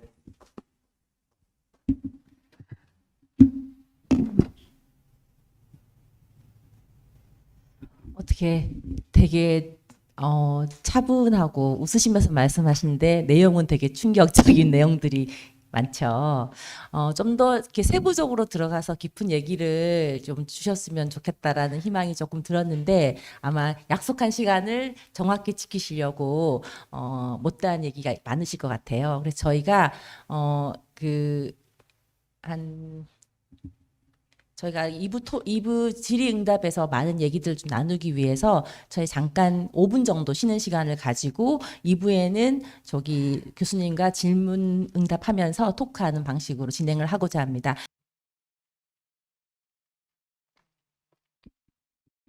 어떻게 저희가 준비한 간식은 마음에 드실까요? 네. 이게 집중해서 들으시니까 당이 떨어지실 것 같아서 달콤한 것들로 준비를 했습니다. 저희가 오늘 강의가 2개의 강의가 진행이 되기 때문에 저희가 좀 약간 시간을 잘 조율하면서 달려야 해서 쉼은 조금 부족할 수 있지만 바로 들어가 보도록 하겠습니다. 저기 뒤에 문을 조금만 닫아주시면 좋겠습니다. 저는 앞서 교수님이 강의해 주시는 걸 들으면서 기후 위기를 둘러싸이고 있는 구조적인 어떤 현실이나 전환의 필요성을 그리고 우리가 기독 시민 앞에 고백해 주신 그 내용들이 우리가 기독 시민으로서 어떤 시선과 태도를 가져야 하는지 그 부분을 차분하고 설득력 있게 전달해 주셔서 참 좋았던 시간이었던 것 같습니다. 저희가 그 질문들을 많이들 올려주셨어요. 그래서 교수님이 질문 보시고 너무 얘기하고 싶다라고 사전에 제가 공유 드렸더니 그렇게 피드백을 주셨거든요. 그래서 그 많은 질문들 중에는 교수님 강의에도 녹여져 있는 것들도 있어서 혹시 시간이 부족해서 이제 말씀 못 주셨던 부분들이 있으시다면 조금 더 보충 설명에 대한 부분으로 조금 여쭤보면 어떨까 생각을 합니다. 그래서 여러 가지 질문들 중에 이제 AI와 디지털 전환에 대해서 있을 변화에 대한 그 전환이 기후 위기에 어떤 영향을 줄지, 에너지 소비 증가가 기후 정책에 어떤 변화를 요구하는지 그런 부분들을 좀 많이들 궁금해하셨던 것 같아요. 그래서 네, 조금 설명해 주셨고 조금 더 관련해서 구체적인 질문을 주신 경우도 있는데요. 제가 이제 대변해서 말씀을 드려볼게요.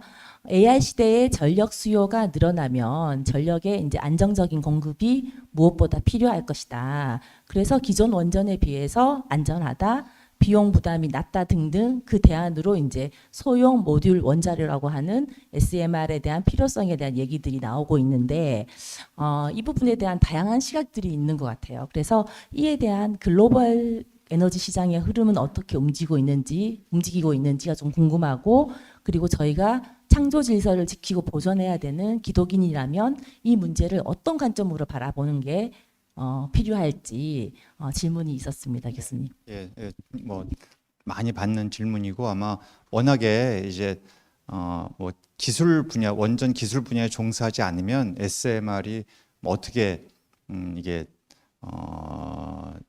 작동이 되는지 뭐 조립이 되는지 이런 것들, 저도 사실은 뭐 기술 전문가는 아니기 때문에 이제 그런 쪽의 얘기를 제가 하기는 이제 힘들지만 제가 이제 시장을 보고 또 전체적인 어떤 기술 발전의 흐름 이런 걸 봤을 때 그냥 드리고 조심스럽게 말씀을 드릴게요. 왜냐하면 또 이 워낙 지금 원전을 둘러싸서는 지금 우리가 갖고 있는 이런 대형 원전, 아까 말씀드린 1.4기가와트 규모의 이제 가장 큰 초대형 원전, 또 소형 SMR의 이제 소형 모듈러 원전이잖아요. 그래서 이런 것들이 다 원전의 이제 범주에 속해 있다 보니 여기에 대해서 무슨 얘기를 한다는 것이 현재 한국 사람들, 이건 정치인의 책임이 좀 크다고 봅니다만, 저 사람은 원전 싫어하는 사람이구나, 저 사람 원전 좋아하는 사람이야, 이게 이제 딱 낙인을 이렇게 찍고 또 양 진영에 서로 공격하고 이런 것들이 많아서 좀 조심스럽긴 하지만, 저는 뭐 특히 우리 이제 기독교인들은 그런 면에서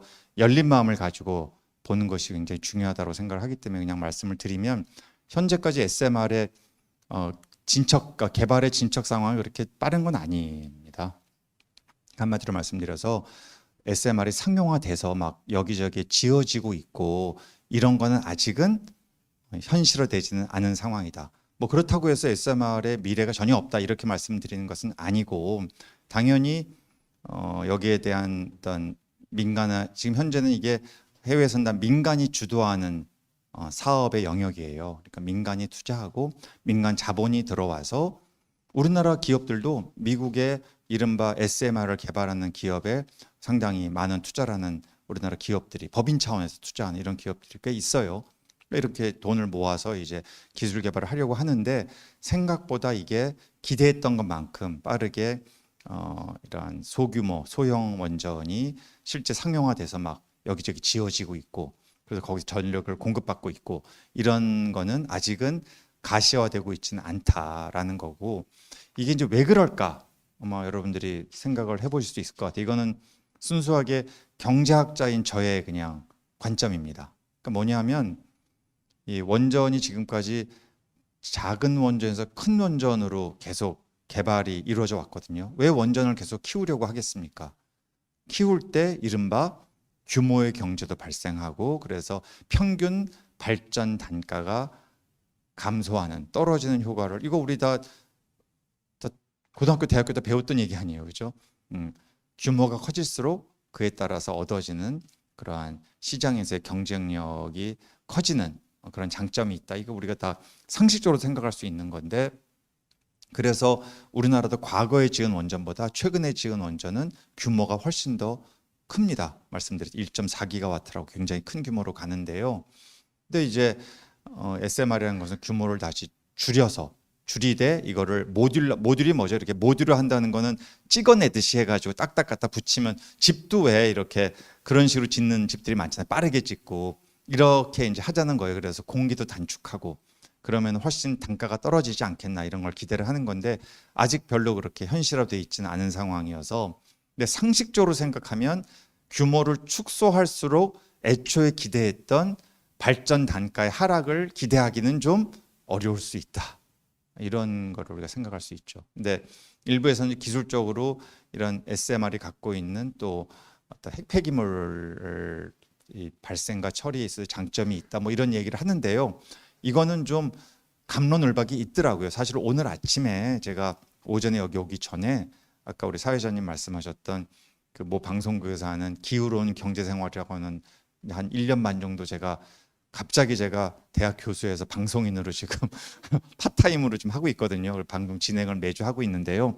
보신 분도 있을 것 같아요. 오늘 아침에 마침 이번에 고리 2호기 초창기에 1983년도에 가동을 시작한 이 원전의 수명이 만료돼서 이거를 지난 2년 동안의 이제 논의 끝에 이번에 재가동을 허용을 했어요. 그래서 2033년까지 재가동 들어갑니다. 이제 한 7년 5개월 정도 수명 연장을 하기로 했거든요. 근데 이게 과연 잘한 결정이냐? 그의 노후화될수록 고장도 잦을 수 있잖아요. 이것도 상식적인 거죠. 그랬을 때 거기에 맞는 기술적인 이러한 보강을 했느냐 부터 해서 그렇게 됐을 때 발전 단가는 얼마나 올라가겠는가 등등 이런 것들에 대한 충분한 검토 없이 이번에 수명 연장을 내줬다라고 하는 주장을 오늘 이 방송에 이제 초청한 전문가가 이분 시민단체뿐이 아니고요. 평생 학부 원자력공학과 나와서 카이스트 원자력공학 석박사하고 그리고 그쪽 관련된 회사에서 근무하시고 이랬던 분이 평생 원전업계에 계셨던 분이에요. 근데 이제 이분이 그런 얘기를 하더라고요. 그래서 그 방송에서는 안 나왔지만 따로 이제 물어서 SMR은 어떻게 보시냐 했더니 제가 얘기한 비슷한 얘기 하시더라고요. 이게 규모가 축소되면 경제성이 점점 떨어지기 때문에 그래서 앞으로 자기는 이 미래가 그렇게 밝을 거라고 절대 보지 않는다. 이게 시장에서는 다 경쟁인데 이게 다른 것들이 잠깐 발전당 특히 태양광 풍력은 떨어지는데 이게 비싸지면은 이게 아무리 뭐 신기술이라고 해도 시장에서 수용이 되겠는가? 이제 이분이 그런 얘기를 이제 직접 저한테 했거든요. 그래서 저는 그래도 제가 이제 경제학을 하기 때문에 어떤 새로운 기술에 대한 투자 이런 것들을 무조건 하지 말자 이렇게 제가 얘기하고 싶지는 않아요. 그러나 중요한 건 뭐냐 하면 정부의 예산이란 건 재원이란 건 한정돼 있잖아요. 어디에 투자했을 때 그 투자 대비 한국 경제 또 지역 경제 뭐 기업 소비자에게 도움이 가장 극대화될 수 있을까를 따지는 게 너무 당연한 거 아닌가요? 이거는 어느 나라가 우리는 예산이 차고 넘쳐서 아무데나 써도 돼 이런 나라는 하나도 없어요. 전 세계 어디도. 그런 관점에서 보자면 전 세계 다른 나라들은 SMR이 민간 주도로 민간의 투자를 통해서 주식시장에서 급등락합니다. 지금도 뭐 최근에 좀 떨어지고 있고 SMR 주가가. 그래서 이런 것들이 다 시장 상황을 반영하고 있는 거예요. 그런데 그걸 막 나라에서 야 이게 최고의 앞으로 뜨는 기술이니까 계속 집중 지원해줘. 이거는 저는 그렇게 지혜로운 정부의 판단이라고 생각은 안 하고요. 외국도 그렇게 하고 있듯이 뭐 일정 정도 좀 순수한 R&D 투자 같은 건 정부의 예산 지원이 필요할 수도 있지만 궁극적으로 이거는 아주 시장에서 서바이브 할 건지 이 시장에서 환영받을 수 있는 그런 경쟁력 있는 발전원이 될 것인지 그 대안이 될 것인지에 대한 아주 엄혹한 그런 평가를 시장에서 받을 수밖에 없는 거예요. 이거는 그런 거기 때문에 그렇게 시작했기 때문에 그런 관점에서 보면 우리가 좀 더 이걸 지켜볼 필요가 있고 이게 무조건 잘 될 테니까 장밋빛 전망으로 정부가 주도적으로 지금까지 우리나라 원전 산업이 그래 왔듯이 우리나라 원전 사업은 그냥 정부가 주도적으로 다 하는 거예요.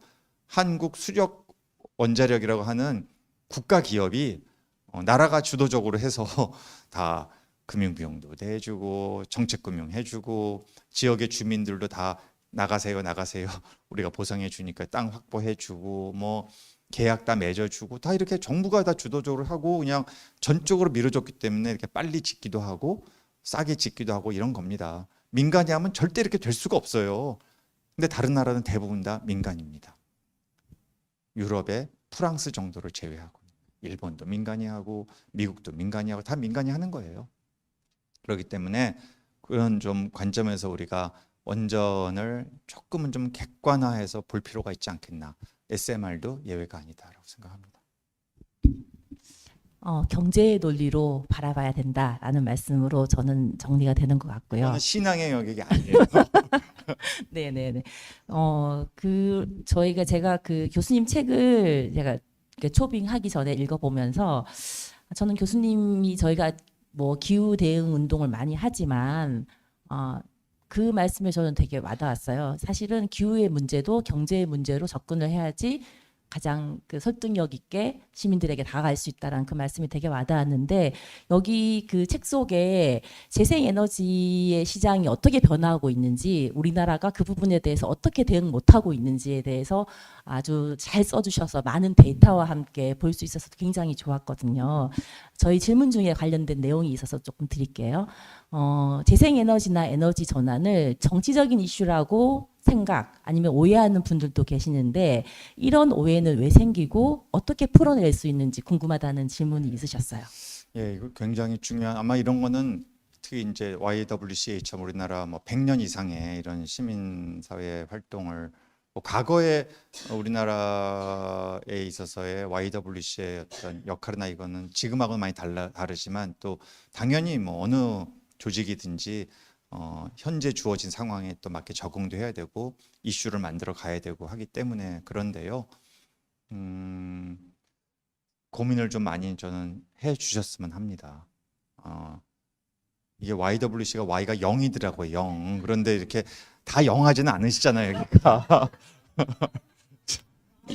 마음은 0하죠. 예, 20대부터 많은 연세가 쭉 있으신데 오래 계셨던 분들은 이제 당연히 근데 그런 것들이 조화를 이뤄서 어떤 새로운 역동성을 발휘하면 저는 제일 좋다고 생각을 해요. 그런데 이게 제가 계속 말씀드리지만 아까 그 세대 간의 기후를 둘러싼 불평등 말씀을 드렸듯이 분명히 어떤 재생에너지라고 하는 하나의 발전원에 대한 이 생각이 참 이렇게 좀 다를 수 있을까? 지금 인식에 대한 걸 물어보셨기 때문에 저는 뭐 경제학자로서 이렇게 인식을 막 보통 사회학이나 이런 쪽의 영역이긴 합니다만 하도 많이 이런 얘기를 듣다 보니 이제 저 나름대로 생각을 좀 가진 건 있어요. 이 질문에 대해서.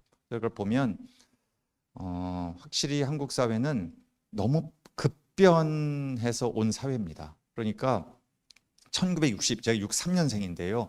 1962년도에 전 세계에서 우리나라가 1인당 소득 기준 두 번째로 못 살던 나라예요. 제가 태어나기 1년 전에 월드뱅크의 그 월드 디벨롭먼트라고 하는 보고서에 나와 있는 수치입니다. 인도 다음으로 못 사는 나라예요. 필리핀이 우리의 소득의 2배였어요. 그리고 그 당시 보고서에 막 그런 것도 있어요. 한국 경제는 필리핀을 따라갈 수 없다. 이런 얘기 지금 아이들한테 저 학생들 하면 지금 무슨 얘기 하시는 겁니까? 이게 그럴 정도로 한국 경제는 다른 나라 선진국이 보기에는 가능성이 안 보이는 나라인 거죠. 북한보다 훨씬 열악했죠, 한국이. 일단 그 부존 자원도 없는 지역이니까 남쪽은 북한에 비해서 이렇게 빨리 어마어마하게 아까 제가 수치를 말씀드렸죠. 1년에 거의 10%씩 실질 경제 성장률을 30년 동안 달성했다고. 이거는 뭐 멀리 갈 필요 없죠. 여러분들 젊으신 분들은 할아버지 할머니의 무용담을 들으시고 좀 나이 있으신 분들은 부모님이 어떻게 사셨나를 다 들으시면 돼요. 저도 많이 들었거든요. 예를 들어 저희 아버지가 결혼하고 신혼여행 경주를 갔다 오신 다음에 한 달 동안 집에 안 들어. 가출이 아니고 공장에서 기계가 하도 많이 고장이 나니까 그 공장 바로 바닥에 이불 깔고 주무시면서 기계 고치느라고. 방직 공장이 하도 잘 안 돌아가니까. 그 얘기를 어머니가 저한테 해주셨어요. 그러니까 그렇게 사신 분들이에요. 그래서 경제를 이렇게 키워 오신 겁니다. 그래서 대한민국은 이제 GDP 규모로 봤을 때 선진국의 대열에 들어섰다고 해도 누구도 그걸 부인하지 않는. 그걸 제가 아는 게 지금의 20대들은 우리가 개도국에 살고 있다고 생각 안 해요. 지금 20대 대학생은 우리는 선진국이다라고 생각합니다. 자부심도 많아요. 뭐 K컬처부터 해가지고 어마어마한 게 다 등장하고 이래서 전혀 안 꿀리게 생각해요. 다만 자기의 미래에 대한 두려움은 있죠. 뭐 직장이 있을까, 뭐 결혼을 할까, 부동산 어쩌고 이런 생각은 있어도 우리나라가 그런 나라다라는 생각은 하게 된 거죠. 문제는 이게 너무나 빨리 일어났어요. 아니, 나쁘다는 게 아니에요. 근데 너무나 빨리 이게 변하다 보니까 이 어마어마한 다른 모든 가치는 부차적이고 우리가 먹고 살아야 돼. 잘 먹고 잘 살아야 돼. 우리의 경제를 키워야 돼. 자식을 굶기면 안 돼. 이 정신으로 그냥 밤새 일하셨던 분들이 지금도 상당수 살아계시다. 지금의 80대, 70대 중반 이상, 90대 이런 분들이 지금도 대한민국에서 활동하시고 표로 자신의 생각을 밝히시고 이러고 있는 거예요, 지금. 이게 잘됐다 잘못됐다를 떠나서 그게 현실인 거죠. 그런데 저희 같은 세대는 이제 제일 못 살 때 태어났지만 엄청나게 빠르게 성장해가지고 80년대 거치면서 80년대는 정말 대한민국 경제 성장이 막 뭐 정치적으로는 혼란기였지만 막 10%, 12%, 13%막 연간 성장률이 막 이런 때였어요. 어마어마하게 성장하는데 AI도 없고 로봇도 없고 직장이 차고 넘치고 미래가 그런 면에서는 어둡지 않은 거죠. 그런 세대가 있고 지금의 20, 30대 선진국이라고 생각하는데 미래가 암울해. 성장률 1%, 0.9%막 이러고 있으니 이게 너무나 세상을 보는 눈이 다른 3개, 세 단위의 서로 다른 세대가 대한민국에 공존하고 있는 거예요. 자, 이런 나라는 전 세계에 있다 없다? 없습니다. 왜? 다 돌아가셨으니까. 이렇게 빨리 성장하고 이렇게 의료기술이 발달해서 오래 살고 하는 거를 다른 나라 선진국들은 경험하지 않은 거예요. 다 돌아가셨어요. 근데 한국은 제가 빨리 돌아가시라고 하는 게 아니에요, 절대로. 한국은 이런 분들이 그 엄청난 생각의 차이를 갖고 지금 살아 계시는 거고 생각을 바꿀 의향도, 의지도, 바꿀 수도 없는 거죠. 없어요. 저는 없을 거라고 봅니다. 이해해요. 아니, 저희 세대도 안 바꾸는데. 그렇잖아요. 안 바꿔요. 이제 이 정도 나이 되면. 엄청난 회개의 영이 성령님의 은혜가 우리에게 불어닥치지 않는 게 안 바뀌는 거죠. 그러니 뭐 이 대화가 안 된다 막 이런 것들이 단순히 그냥 세대 차이야 이 정도가 아니고 매우 실질적인 정치, 사회, 경제 문제에 다 이게 투영돼 있는 겁니다. 그 중에 대표적인 게 기후, 재생에너지 문제예요. 저는 그래서 최대한 제가 재생에너지 얘기를 할 때 어떤 나의 시대적 배경, 뭐 가정적 배경, 사회적 배경 이런 거를 다 떠나서 그냥 말 그대로 이게 왜 지금 전 세계적으로 이렇게 빨리 전력 생산의 비중을 키워가고 있는지, 왜 다른 나라는 이렇게 엄청나게 빠르게 하고 있고 대한민국 이거 가지고 계속 갈등하고 싸우고 손가락질하고 저러고 있는지만 좀 조금 더 객관적이고 쿨하게 좀 바라보자라고 호소하는 거죠. 호소하는 겁니다. 태어날 때부터 나는 재생에너지가 사랑스러워 이런 사람은 없어요. 이런 사람이 어디 있겠어요. 동시에 태어날 때부터 난 원전이 너무 좋아, 방사선 너무 좋아 이런 사람도 없잖아요. 사실은 우리가 엑스레이 찍을 때마다 뭔가 찜찜하지 않으세요? 다 누구에게나 있다고 이 생각이. 근데 내 집 옆에 원전이 없다는 이유로 저 멀리에 있으니까 난 상관없어. 이것도 상당히 이 좁은 땅덩어리에 5,100만이 사는데 좀 무책임하다라고 생각하는 거죠. 조금 이제 자기의 이 기존에 갖고 있던 생각을 조금만이라도 내려놓고 마음의 그 공간의 여백을 좀 만들어서 왜 다른 나라는 재생에너지를 저렇게 빨리 키울까? 그제 그래서 보여드렸죠. 왜 기울기가 저렇게 급할까? 왜 한국은 저렇게 기울기가 낮을까? 이거를 좀 한번 반추해보고 한국은 정말 누가 얘기하듯이 바람이 그렇게 없는 나라인가? 한국은 그렇게 햇볕이 없는 나라인가? 이 얘기 꽤 하고 요새 많이 없어졌어요. 5년 전만 해도 어마어마했습니다. 한국은 바람이 없다. 한국은 햇빛 없다.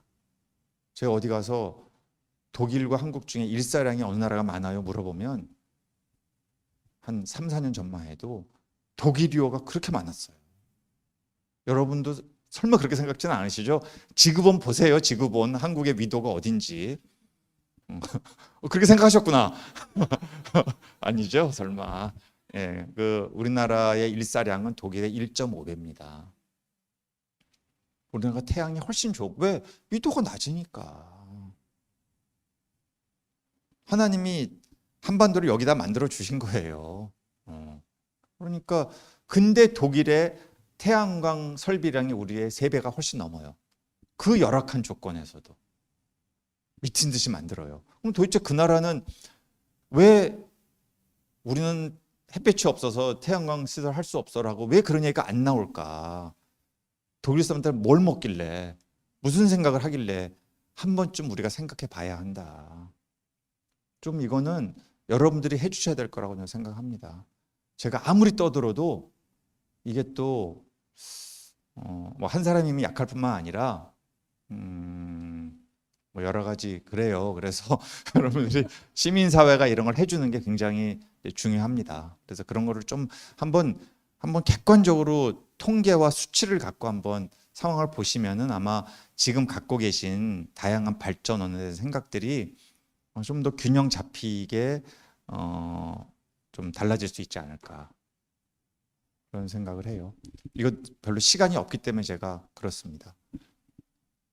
네, 교수님의 답변은 아 그래요에 다 함축되어 있는 것 같습니다. 그러니까 교수님이 쓰신 책에 보면 그 재생에너지의 글로벌 트렌드와 현황 그리고 원가 비용이 얼마만큼 이제 세계적으로 우리가 접근해 볼 만큼 낮아지고 있는지에 대한 객관적인 데이터들이 다 들어 있어서 그 부분은 저희가 더 공부를 해야 될 것 같고요. 혹시 지금 저희가 이렇게 주어진 시간이 그렇게 많지 않아서 혹시 플로어에서 현장에서 질문을 주실 분이 계실 수도 있을 것 같아서 혹시 질문 있으실까요? 네. 마이크 좀 전달 부탁드립니다. 음. 유튜브로 이렇게 송출되고 있어서 마이크를 쓰시면.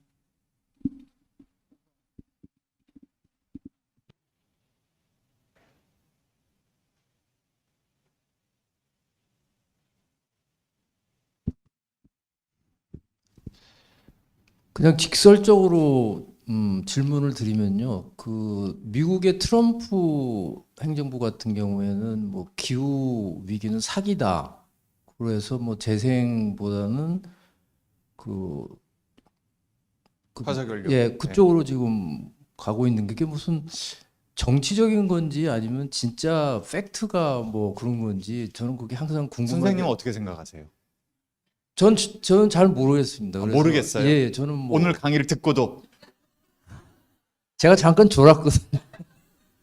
아유, 좋아요. 아유, 죄송합니다. 솔직하고 예, 그럼요. 예, 알겠습니다. 그냥 제가 이것도 통계로 말씀드리는 게 좋을 것 같아요. 이 트럼프 행정부가 이제 그런 얘기를 하고 지난번에 유엔에 가서 연설을 할 때도 뭐 트럼프한테 뭐라고 그래서 세계 최강의 나라의 대통령인데 원래 한 20분 하는 건데 1시간을 그 자리에 서서 총회에서 막 떠들고 이래가지고 참 예의가 없다 최소한 이런 생각은 했거든요. 근데 그때도 기후변화는 영어로 호흡스다, 사기다 뭐 이런 단어를 막 직설적인 단어로서 지금 말씀하신 대로 이렇게 했는데 참 재밌는 게요. 미국의 시장을 보면은요, 미국의 전력 시장, 전력 공급 시장을 보면 트럼프가 저렇게 무섭게 막 하는데도 불구하고 미국의 연방 정부의 공식 통계입니다. 올해 들어서요. 어떤 발전원이 실제 설치가 됐나? 저렇게 태양광 풍력 막 풍력은 억압하거든요. 트럼프 막 억압해요. 막 허가내 준 거 중단시키고 막 이러는데도 불구하고 올해 지금 이제 12월이 들어섰는데 올해 현재까지 설치된 신규 발전 설비를 보면 태양광 풍력이 그냥 압도적인 걸 넘어서서 95%, 96% 이런 것만 설치되고 있어요. 거기에 일부 가스 화력이 설치되고 있어요. 가스는 이게 석탄이나 원전보다 공기가 짧습니다. 규모도 좀 작을 수 있고요. 그래서 설치가 상대적으로 빨라요. 물론 태양광이 제일 빠르고 태양광은 뭐 압도적 비교 불가 제일 설치가 빠른. 그리고 풍력, 그리고 이제 가스 이런 정도가 설치되고 석탄은요 폐쇄만 되고 있어요. 새로 설치되는 게 아니라 막 3기가와트 규모의 석탄 화력 발전소 올해 폐지. 그러니까 더 이상 이제 가동을 안 하는 거죠. 아무리 위에서 트럼프가 저렇게 막 얘기하고 막 해도 시장은 우리는 우리의 길을 가겠다. 왜 그렇겠어요? 계속 말씀드리지만 신앙이 아니고 싸니까. 제일 빠르게 설치할 수 있는데 AI 테크 기업들이 전기를 빨리 공급해 주길 너무나 바라고 있으니까. 그러니까 뭐 오픈 AI니 다 들어보셨죠. 엔비디아 이런 데가 빠르게 전기 공급을, 무엇보다 기후 위기 시대에 우리가 태양광 전기를 썼다, 풍력 전기를 썼다는 게 자기들의 홍보 굉장히 중요한 전략이에요. 이거를 우리가 석탄 썼어, 가스 썼어 이러면은 세상 거꾸로 사는구만. 투자자, 소비자들이 안 좋아하는 거죠. 그걸 너무나 잘 알고 있어요, 이 머리 좋은 사람들이. 그러니까 빠르게 설치하고 빠르게 공급할 수 있고 게다가 단가까지 싸.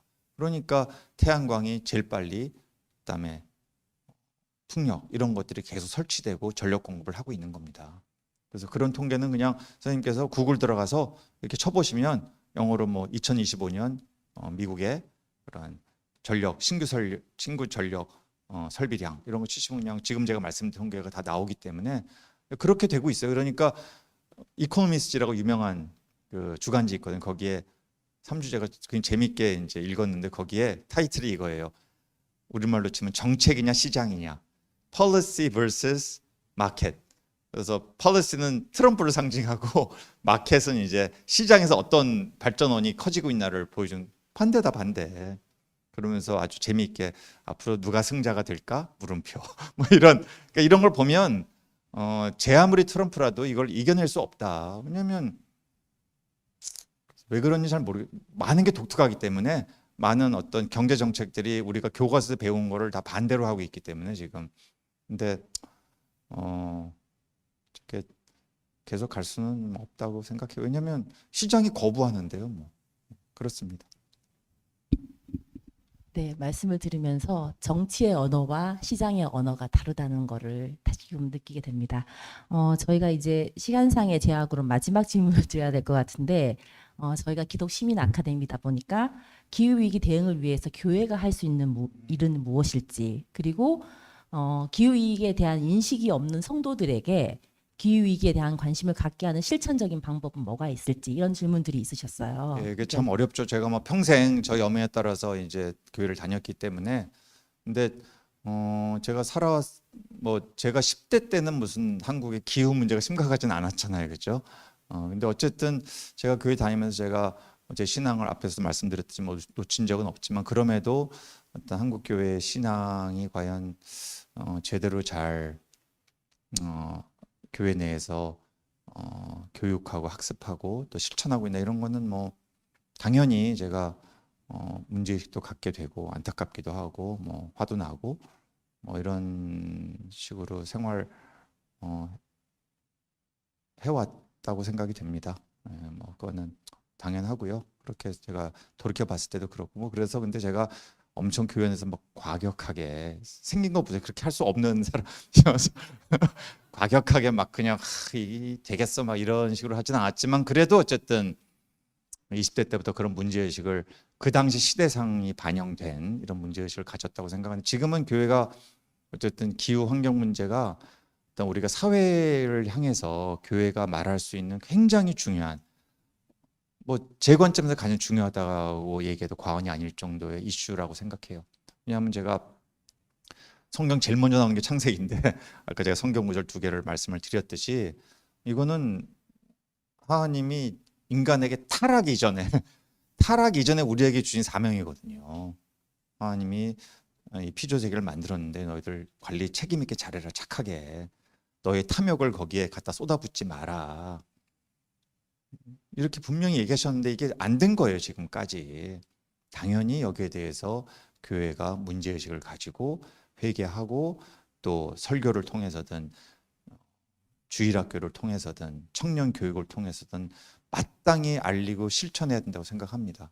근데 한국 교회 또 특히 뭐 절대적으로 보수적이고요, 한국 교회가.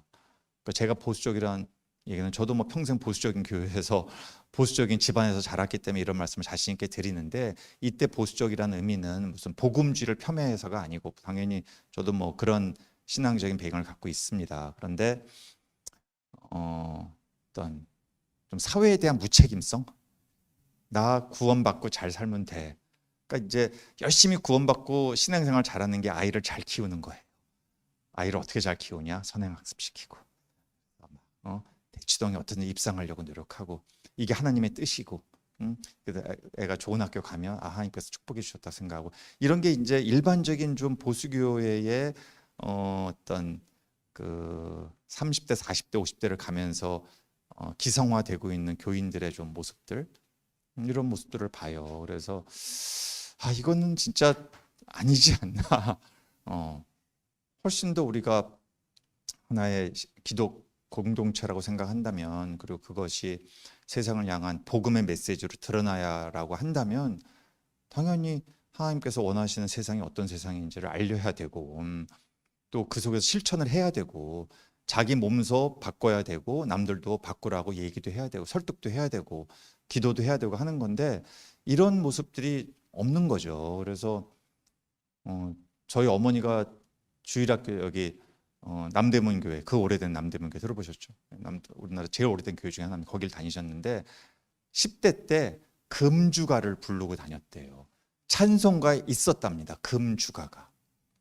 그러니까 물론 지금으로 봐서는 조금 어색하다는 생각이 들지만 그게 당시의 사회를 향한 교회의 메시지였어요.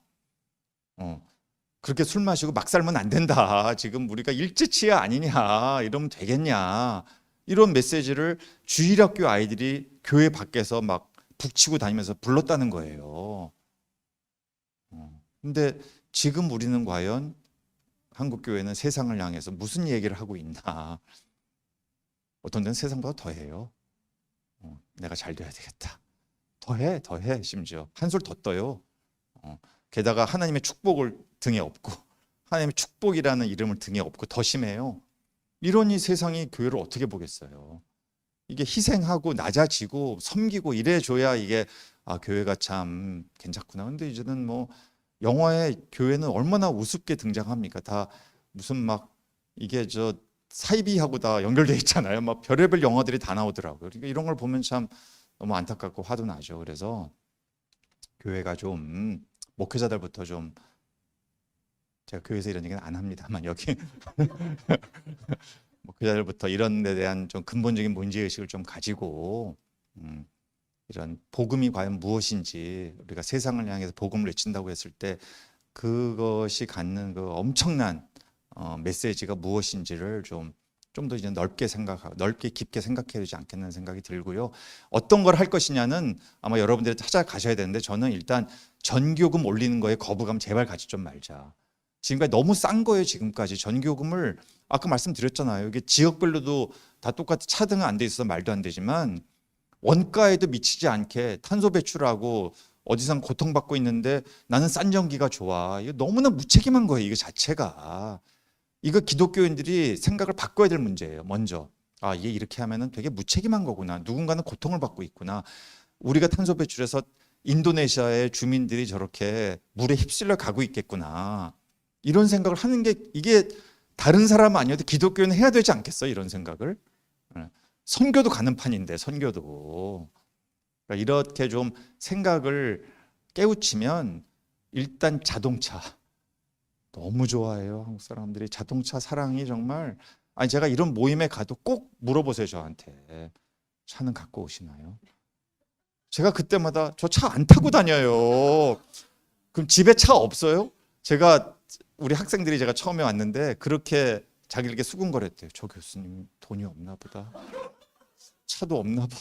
맨날 걸어 다니고. 저 돈 많아요. 돈 많아. 예, 근데 꼭 서울에 살면 차를 타고 다녀야 되나? 전 잘 합리적이지 않아. 아무리 생각해봐도 서울에 살면 다른 지역은 좀 달라요. 또 자전거 타라는 얘기. 자전거 너무 위험해요. 서울은 위험해. 그냥 지하철, 버스 걸어 다니면 완벽하거든요. 제가 보기에 서울에서라면. 경기도도 일부까지는 가능하고 그래서 좀 저도 뭐 불가피할 땐 차를 운전합니다만 정시성, 뭐 탄소까지 거창하게 안 가도 돼요. 정시성, 편리성만 따져도 운동까지. 저는 기본 하루에 10,000보거든요. 운동 따로 안 해요. 그냥 하루 10,000보 걸어요. 그냥 학교가 또 얼마나 구석에 있습니까? 그럼 그 슬림선 타고 내리면 한 20분 걸어야 되거든요. 그러면 뭐 한 6,000보 왔다 갔다 하면 기본 6,000보. 여기 또 오고 뭐 하루에 그냥 따로 안 해도 그냥 10,000보씩 걸으니까 기분도 상쾌하고 그냥 아주 실용적인 목적으로 좀 운전 좀 제발 그만하자. 최소한 서울에서만이라도. 그러면 탄소 배출도 줄이고 수입하는 석유도 줄어들고 좋은 게 많잖아요. 건강도 좋아지고 이런 거를 좀 많이 개발을 하셔서 실천도 하시고 좀 알리고 벤츠 타고 다니는 게 자랑이 아니고 부끄러운 거다. 이런 문화가 형성되면 빨리 바뀌지 않을까요? 저는 그럴 것 같아요. 왜 이렇게 뭐 무슨 뭐 큰 차 타고 다니고 돈도 별로 없으면서 예, 이상입니다. 네, 저희가 어떤 걸 실천해야 될지도 이렇게 아주 재밌고 유익하게 알려주셔서 너무 감사드립니다. 오늘 교수님과 나눈 이야기가 단지 뭐 지식을 축적하는 데서 끝나는 게 아니라 우리가 사는 이 땅을 사랑하고 지키는 마음, 다음 세대에 부끄럽지 않게 공동체를 남기려는 책임으로 이어지기를 소망하고, 교수님 말씀 중에 우리가 되게 이 시대에 필요한 건 공감해, 나와 이웃에 대한 공감, 그 이웃이 가까운 사람뿐만 아니라 세계적으로 글로벌하게, 그리고 세대가 다르게 아니면 나의 그 소득의 위치와도 다르게 다른 사람에 대한 공감과 연민에 대해서 어떻게 가져갈 것인가가 이 시대의 기독 시민에게 묻는 물음과 답이 아닐까라는 생각이 들었습니다. 그래서 기후 위기를 두려움의 언어가 아니라 정의와 희망의 언어로 바꾸는 일, 그 변화의 시작을 기독 시민으로 살아가는 우리가 함께 만들어 갈 수 있었으면 좋겠습니다. 긴 시간 이렇게 열띤 강의와 또 재밌게 저희에게 편안하게 해주신 교수님께 큰 박수 부탁드리겠습니다.